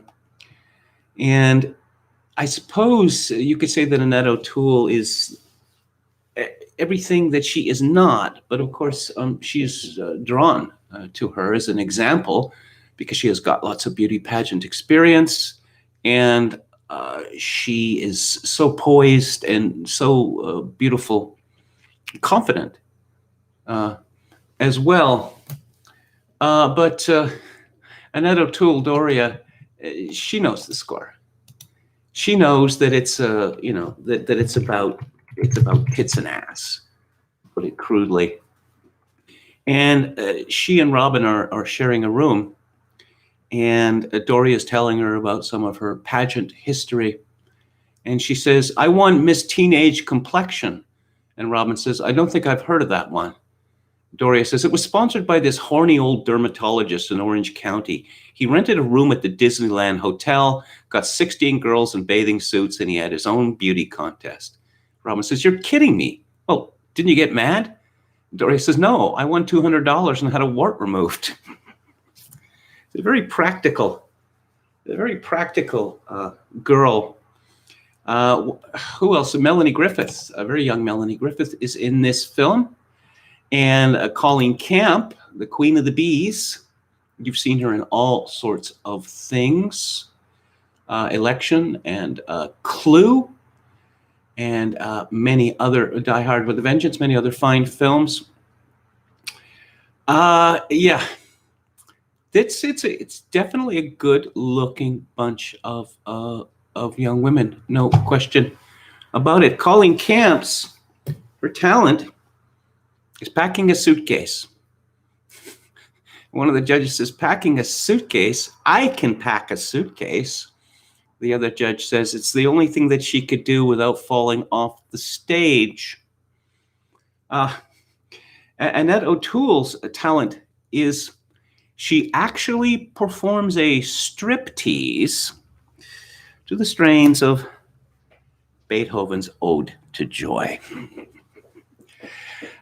She doesn't get naked. She just strips down to her bathing suit. She had worn all manner of clothes from, I don't know, some camp gear from decades earlier. I must make note of Maria O'Brien as Maria, who is Salinas' young American miss, who is definitely not a likable character. She is from Mexico, or Mexico, as she insists on reminding us, without respite, that's her act. She is from Mexico, and she is just so pleased to be in the United States of America. And she makes guacamole dip for the judges, and she rolls her R's. They all hate her, and they sabotage her act, her twirling act. We just get a touch of, she's talking to one of the judges at one of the intensive sessions, where she said, "I have this theory that Abraham Lincoln and Pancho Villa," and I was thinking, I really wanted to hear the rest of that speech, because where on earth was she going comparing Abraham Lincoln to Pancho Villa? This film, Smile, is photographed by the great Conrad Hall. He did In Cold Blood, Cool Hand Luke, Butch Cassidy, American Beauty. And it is shot, I would say, very much in a documentary sort of way. It all seems like you're catching this on the fly. Now, nobody was told, only the director and the scriptwriter, who is Jerry Belson, a TV vet. They knew who were going to be the finalists and the winner of the pageant. And Ritchie hired locals from Santa Rosa to be the audiences. So there's a genuine sense of anticipation that you can feel in the room. And we see that Joan Prather, she goes through this evolution Doria tells Doria that her father died. She doesn't have a father. "Oh, what happened?" "Well, he died when I was 2. "Oh, that's terrible." "Oh, don't worry about it. I don't even remember him." And Doria says, "You should really mention that during the pageant. Was I wrong to say that? No, no, no, no, no. Joan is not what you think of as typical pageant winner material. I mean, she's an attractive young woman, and she is got a 4.0 grade average, and she plays the flute competently. But as Doria says, beauty pageant judges love big emotions. And Robin is she's a rather modest and withdrawn girl, but you see, it gets into her blood that she wins one section of the competition and she thinks that she has a chance to win it all. We see that her fortunes are contrasted with Doria's because near about the 3/4 mark, Doria becomes absolutely hysterical when she thinks that she doesn't have a chance.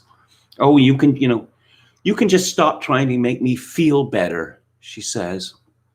And you can see the power being transferred from Doria to Robin.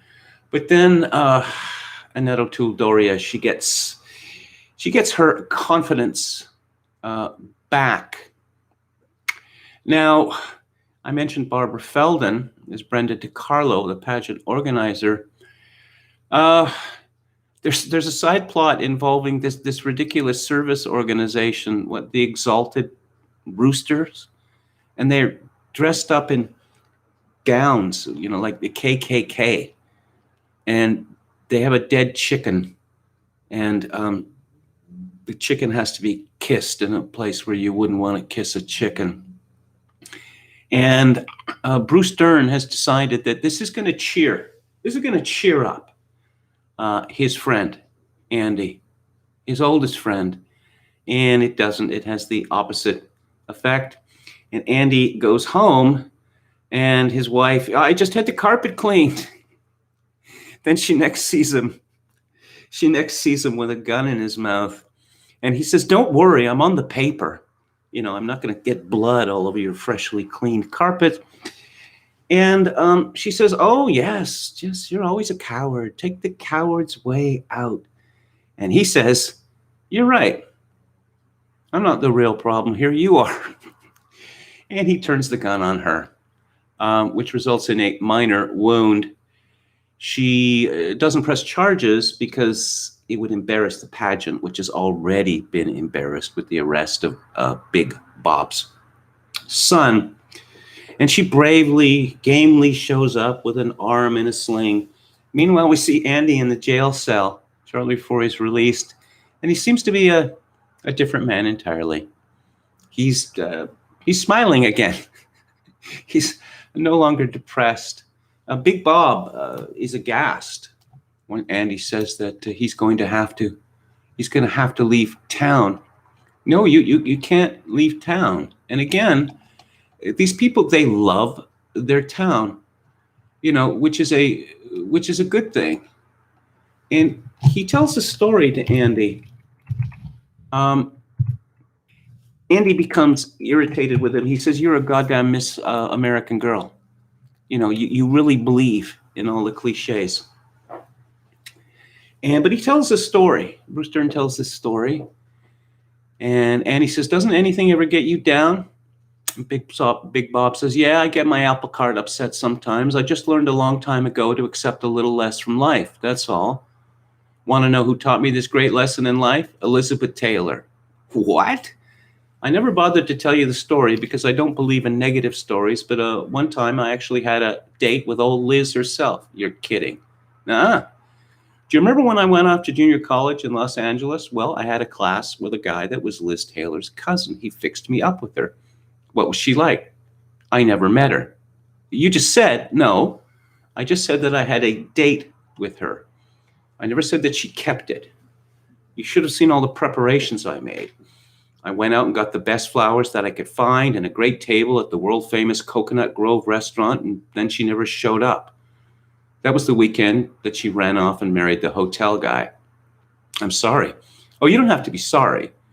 Just that now I'm married to Roberta, and I'm happy about it, even though she is a little less than Elizabeth Taylor. God, Elizabeth Taylor was beautiful. And you see that this Stoic philosophy, it is working for him, except that he's very much disillusioned in the last half of this movie. And there's a particularly cruel scene at the end where they have a Marine color guard to present a flag at the pageant. And so he goes up to the Marines when the ceremony's completed, and he said, are you in the 1st Division? We say, yeah, 1st Division. And Bruce Dern says, I was in the 1st Division. We fought in Korea. We held the Chosin Reservoir. And you see, he's been holding that back this whole time. The Marines at the Chosin Reservoir are one of the most desperate struggles in American military history. But again, it was held in reserve. And obviously he loves the Marine Corps, Semper Fi and all that. And he's thinking that maybe he has a connection with these younger Marines who are a generation, slightly more than a generation younger than him. And as they're walking off the stage, one of the Marines says, did you see the tits on Miss Imperial Valley or some such? Yeah, I saw both of them. And Bruce Dern comes to believe that he seems to be maybe the only one left, except for Brenda DiCarlo, who actually still has, the beauty pageant ethos. But it really means something to him. He says to little Bob, these are the finest bunch of high school girls in the state. You want to know something else?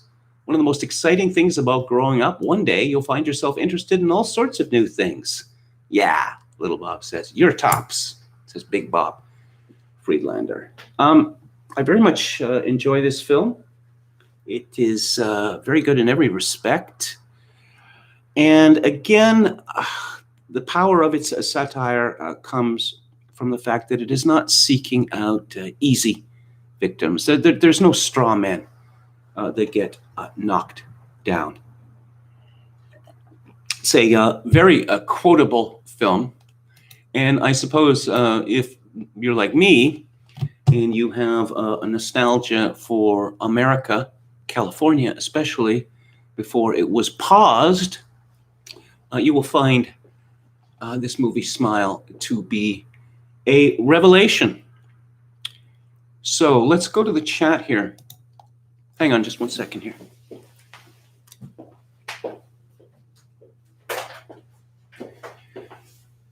I'm going to show you the book cover that I'm going to be talking about in just a minute. Okay. Oh, we got the cancer tone here again. Okay. Priti Patel. Okay. Okay. She's a English cabinet minister. Mediahead says Liz Taylor was fine in her 20s, but it was downhill pretty fast after that. I don't know, I guess I was 10 years old when Who's Afraid of Virginia Woolf came out. And I thought, Elizabeth Taylor, isn't she supposed to be the most beautiful woman in the world? She doesn't look very beautiful here.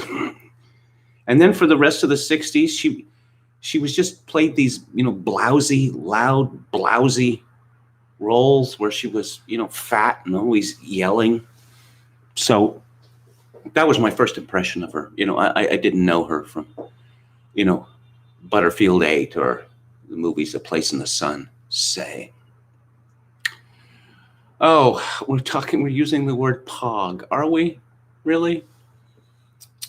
Try to keep this classy. Ashley Bravo says, if you look up Steve Saylor on Wikipedia, they claim that he's a white supremacist and a Holocaust denialist. He's not a white supremacist, and he's half Jewish, so he's not a Holocaust denialist. Let's see. Joan Rivers would be canceled today for the savage fat jokes about Liz Taylor in the 1970s. Oh, my God, so many people. John Belushi was dunking on her on Saturday Night Live. John Belushi. Media says maybe it all made her crazy as Liz Taylor became close friends with Michael Jackson. Yeah. I I used to think that if Elizabeth Taylor died before Michael Jackson, he would commit suicide because he would be so broken up. But Michael Jackson never really had any friends, did he? I mean, he had a chimp as a friend. Okay. Donald Robertson, sailor only denies half the Holocaust.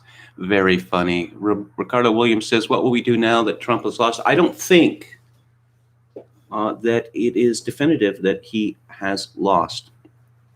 But I'm going to move on to the book club. And this is the book that I'm going to be discussing this week. It is called Irreversible Damage, The Transgender Craze Seducing Our Daughters. And I think this is a very important book. I mentioned this before, but I'm going to say it again. I think that all parents should read this book, and all those who are prospective parents should read this book as well. I found the book, it made me angry. It also rather astonished me because I had no idea that things had become, well, so bad in the United States with regard to the trans phenomenon. There has been a huge change in the nature of the transmission in recent years. Now, about 70% of all gender reassignments, or whatever you want to call them, are women seeking to become men or boys. In many cases, we're talking about what, like 12-year-old girls in this. And I have some lessons from this, which I'll state up front, which is homeschool your children, okay? Don't send them to public schools, and even private schools. They're not going to, they are just as crazy as the public schools. Also, seems to me that the age of consent, or the age of majority, should be raised to 21. Let's see what else. The medical profession and the teaching profession in the United States, and not just in the United States, are utterly depraved, wicked. They're ruining people's lives. And we're not talking about, a handful of people here. The author, Abigail Shrier, she is a very clever woman, I must say. She writes for the Wall Street Journal, and that's where she became interested in the phenomenon of transsexuality. She holds an A.B. from Columbia College, a B.Phil from the University of Oxford, and a J.D. from Yale Law School. As you know, I believe that physiognomy is real. And when I see an author, I hear an author's name, particularly if it's a female author writing about female subjects, well, I take a look at pictures of them. And Abigail Shrier is a good-looking woman. In fact, as we learn from this book, she is a well-bred and a sensible Jewish woman, which really shines through. That she found herself to be absolutely horrified of this plague, this contagion, this craze of adolescent, prepubescent, in many cases, girls who become indoctrinated by their peer group or by the internet. And what do you know? Turns out they're actually boys. Now, there's a category called gender dysphoria. And, oh, yes, they all claim to be gender dysphoric. But in the vast, vast majority of these cases, there's no evidence of any history of gender dysphoria. None whatsoever.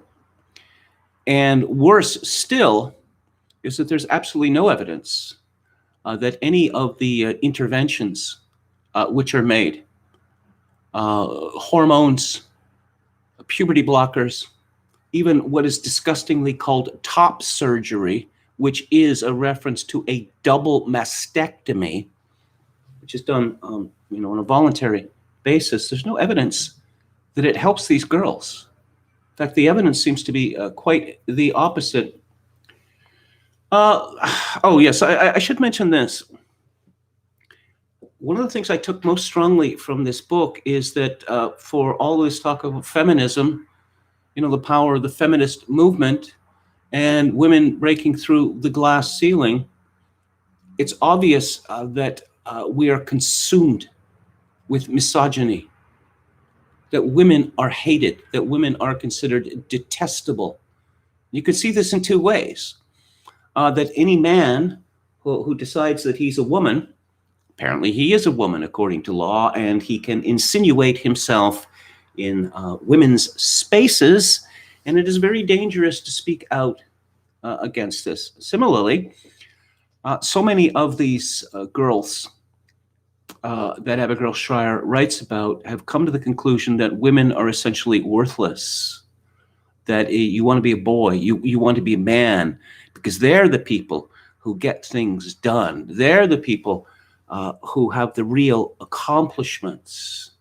And women are always going to be, second class because of discrimination against them.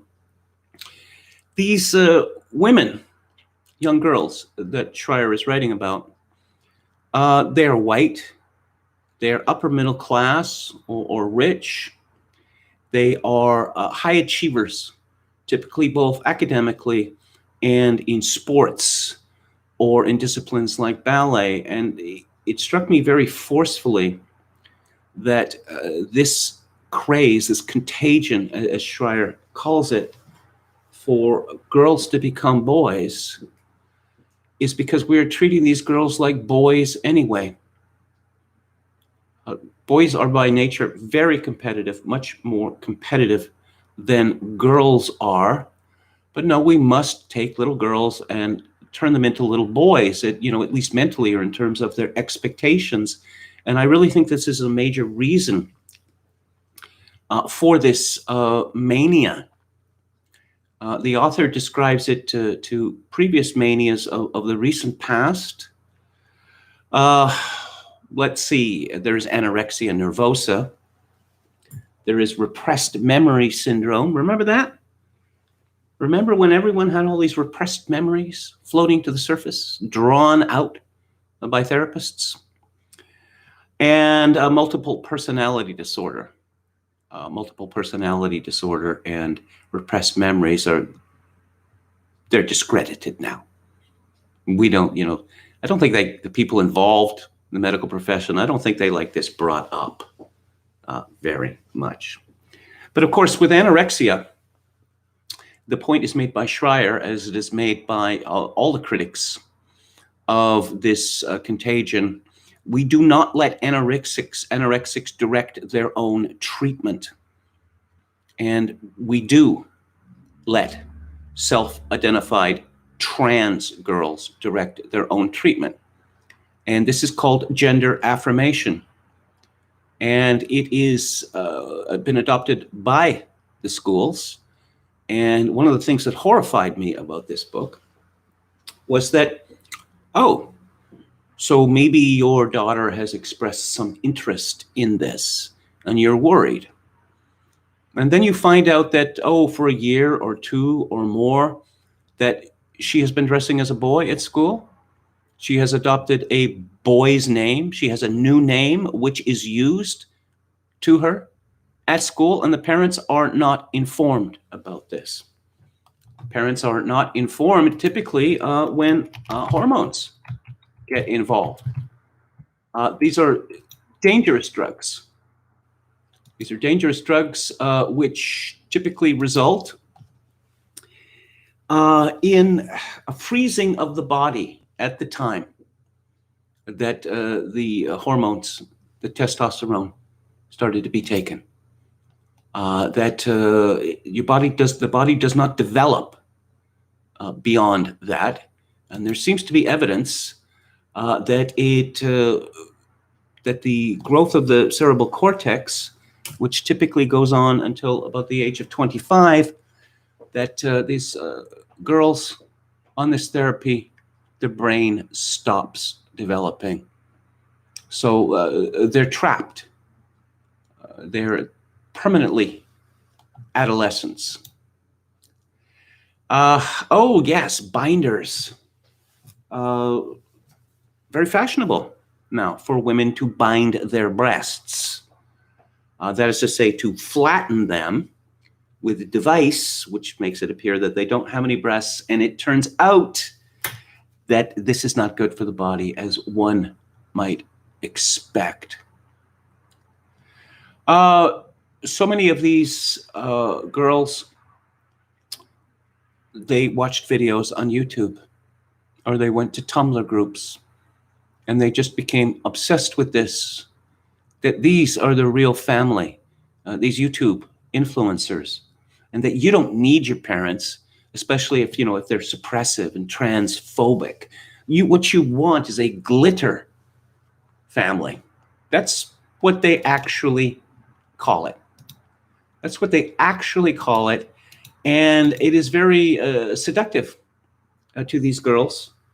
Oh, yes, and the correlation between trans-identifying adolescents and those suffering from autism, the correlation is almost 1 to 1.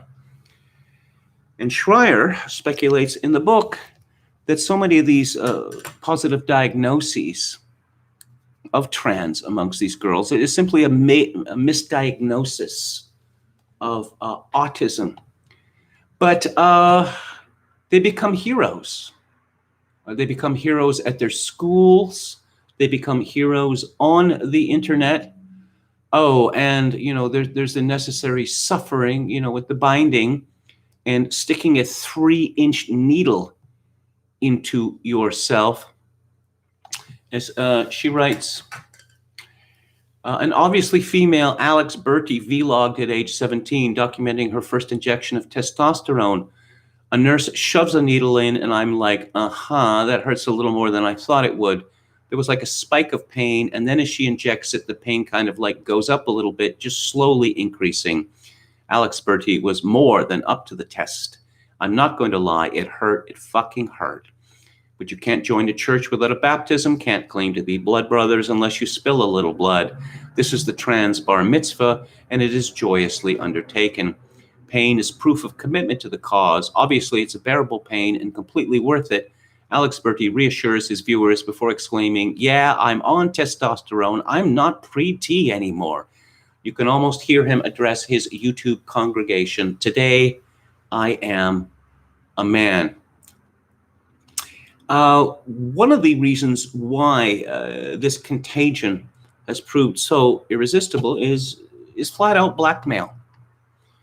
If you, the parents, or any other authority figures, schools, et cetera, if you're not gender affirmative, well, they're going to kill themselves. That is a ridiculous reason, as far as I can see, because Schreier has 3 children herself, and she talks about the kind of threats that you get from children. And I suppose if children knew that just threatening to kill yourself would get you whatever you wanted, I don't know. I guess they'd be living on a diet of ice cream or whatever, and just never have to do anything except text.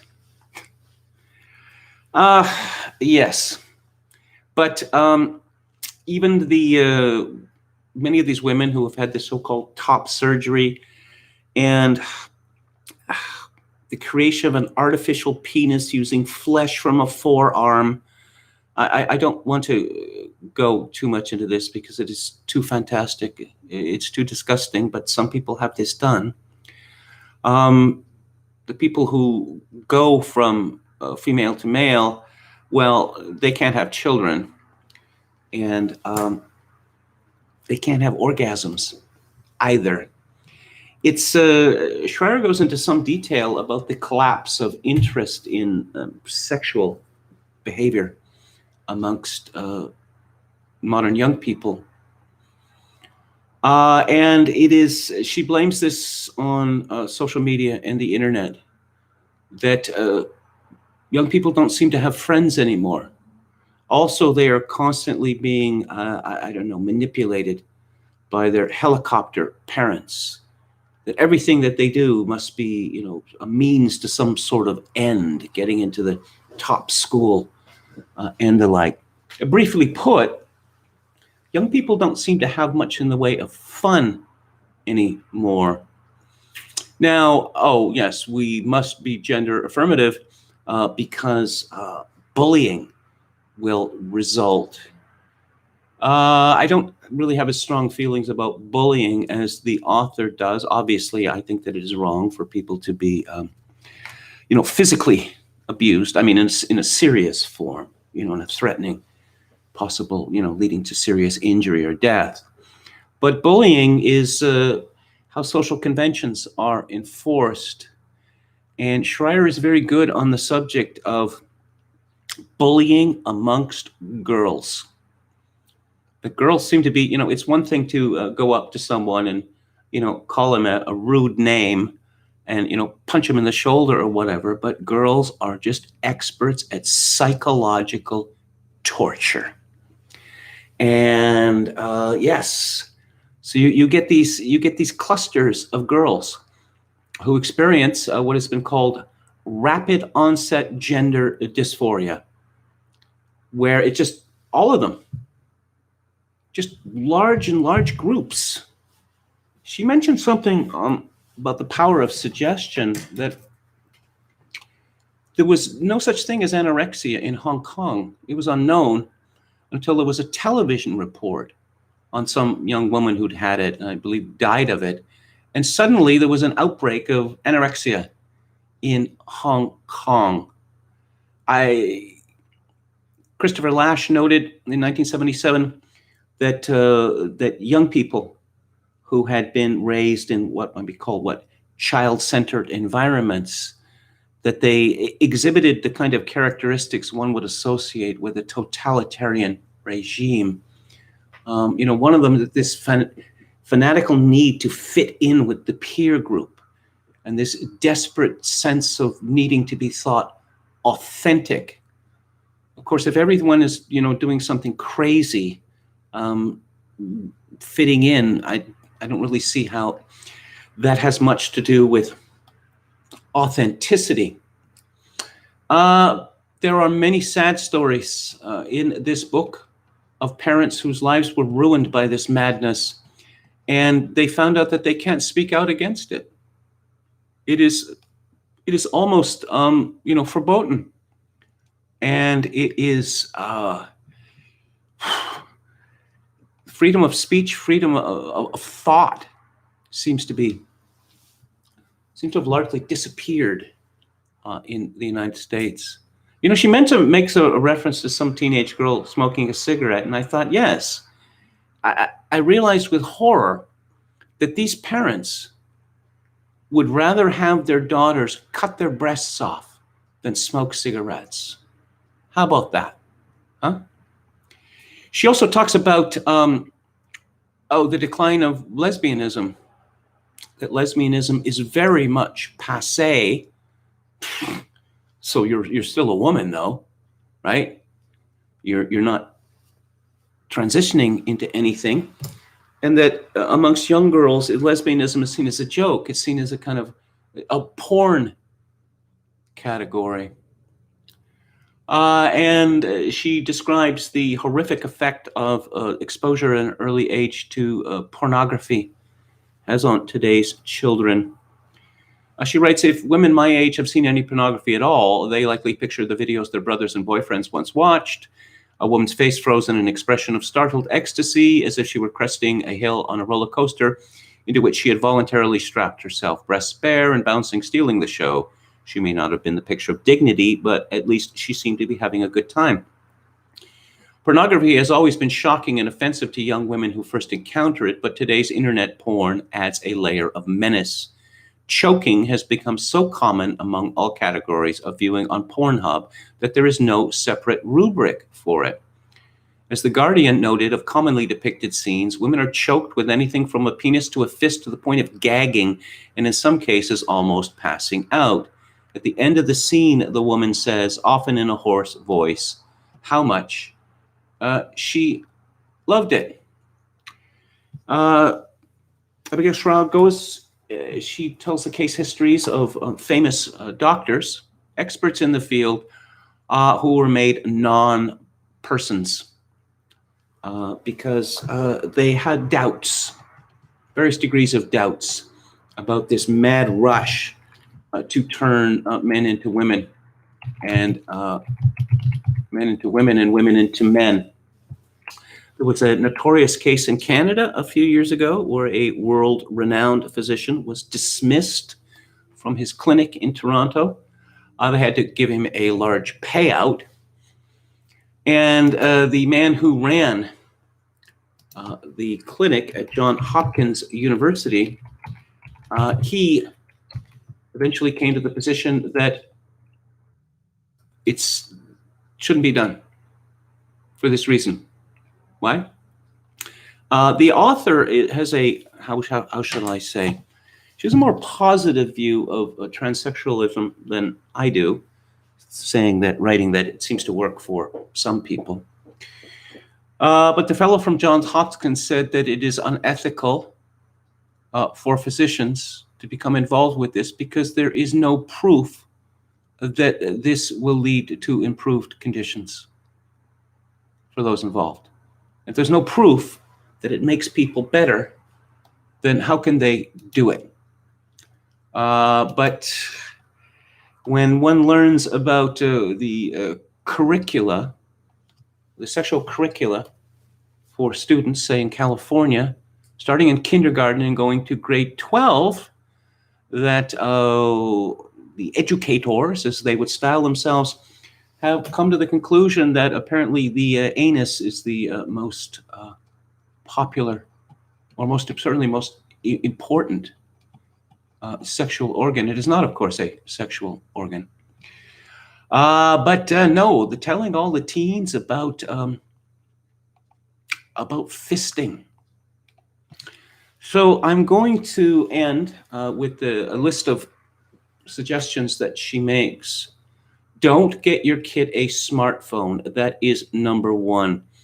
Nearly every novel problem teenagers face traces itself back to 2007 and the introduction of Steve Jobs' iPhone. In fact, the explosion in self-harm can be so precisely pinpointed to the introduction of this one device that researchers have little doubt that it is the cause. Number two, don't relinquish your authority as a parent.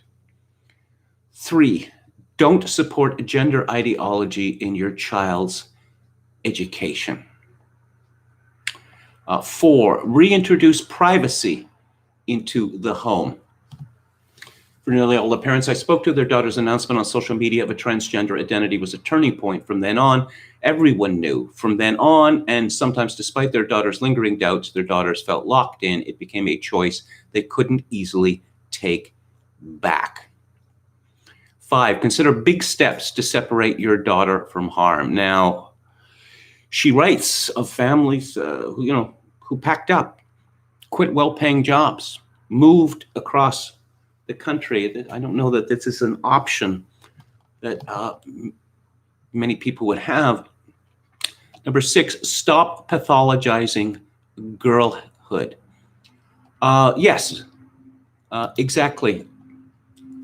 We are now expected to believe, say, that pregnancy is a disease, or as the billboards that are advertising this book say, that puberty is not a medical condition, but it's being treated as if it is a medical condition. Number 7, don't be afraid to admit it's wonderful to be a girl. Yes, these are all excellent pieces of advice, but going back to what I was saying at the beginning, I think perhaps it would be in our best interests to stop maintaining that women are equal to men, that we should expect the same things of them that we expect from men. I think that this has already been shown to have drastic consequences. This book is, it's written rather like a magazine feature. That is to say, it is very chatty. I found that a little off-putting. Constant use of kids instead of children, mom instead of mother, etc., etc. But I would say that this book is primarily written for women. So I suppose that's the sort of style that they would be comfortable with. In any event, it's a small cavil. As I said before, I think this is an important book. And we know that it's important because there are various efforts made to suppress it. Abigail Shrier was on Joe Rogan's show. Oh, and it was as if this was the worst thing that had ever happened in American history. And Men's Health magazine, for some reason, spent, 1,000 words denouncing Abigail Shrier as a terrible, terrible person, actively fanning the flames of hate and putting lives in danger. So those are my thoughts on Abigail Shrier's Irreversible Damage, a book that I highly recommend. And again, I don't like to use this word about books because it sounds somewhat pretentious, but I think that it is an important book. So let's have a final look at the chat. The elites want to shield themselves behind senile boomers, but don't actually want to show their faces, says Ashi Bravo. Goose says Kamala has probably the most obviously villainous personality in American politics. Maybe it's the cackling, or maybe she's she's paid attention to Justin Trudeau, who of course was raised in Montreal, but at the same time she was raised in Montreal. And Justin Trudeau has this obsession with socks, which he is constantly showing off to the world as if anyone cares. Kamala Harris has a similar obsession with running shoes. Isn't this woman in her 50s? A little bit old for that sort of thing. Oh, Sunel Corrupt Boomer says he would beat Kamala in 2024 if Republicans prevent fraud. He won the actual election. Yes, I believe that he did. Anron says it could take a while to go from moderate to advanced dementia. Mediahead says, wished I had kept tabs on who had not my president memes for Trump. Now I could have showered them with Biden, not my president memes. Okay, so that is the show for this week. I will be back on the air Monday at 4 p.m. Pacific, 7 p.m. Eastern. If you like this show or any part of it, I appreciate it if you click on the like button and subscribe to my YouTube channel if you have not already done so.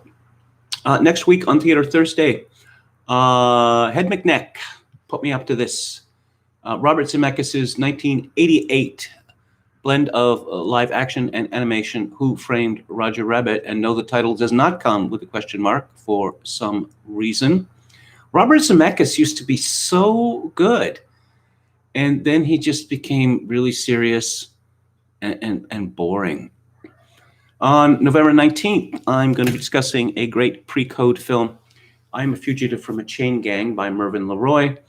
On November 26th, Frank Capra's Meet John Doe, starring Barbara Stanwyck and Gary Cooper. And on December the 3rd, Brazil, or Brazil, as they would say in England, 1985 from Terry Gilliam.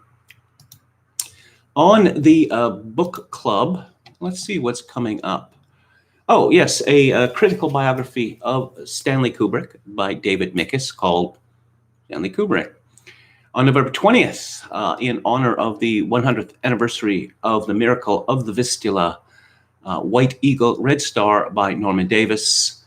On November 27th, The Blackening of Europe, Part 1 by Claire Ellis. And on December the 4th, a work of philosophy, Tragic Sense of Life by Miguel de Unamuno.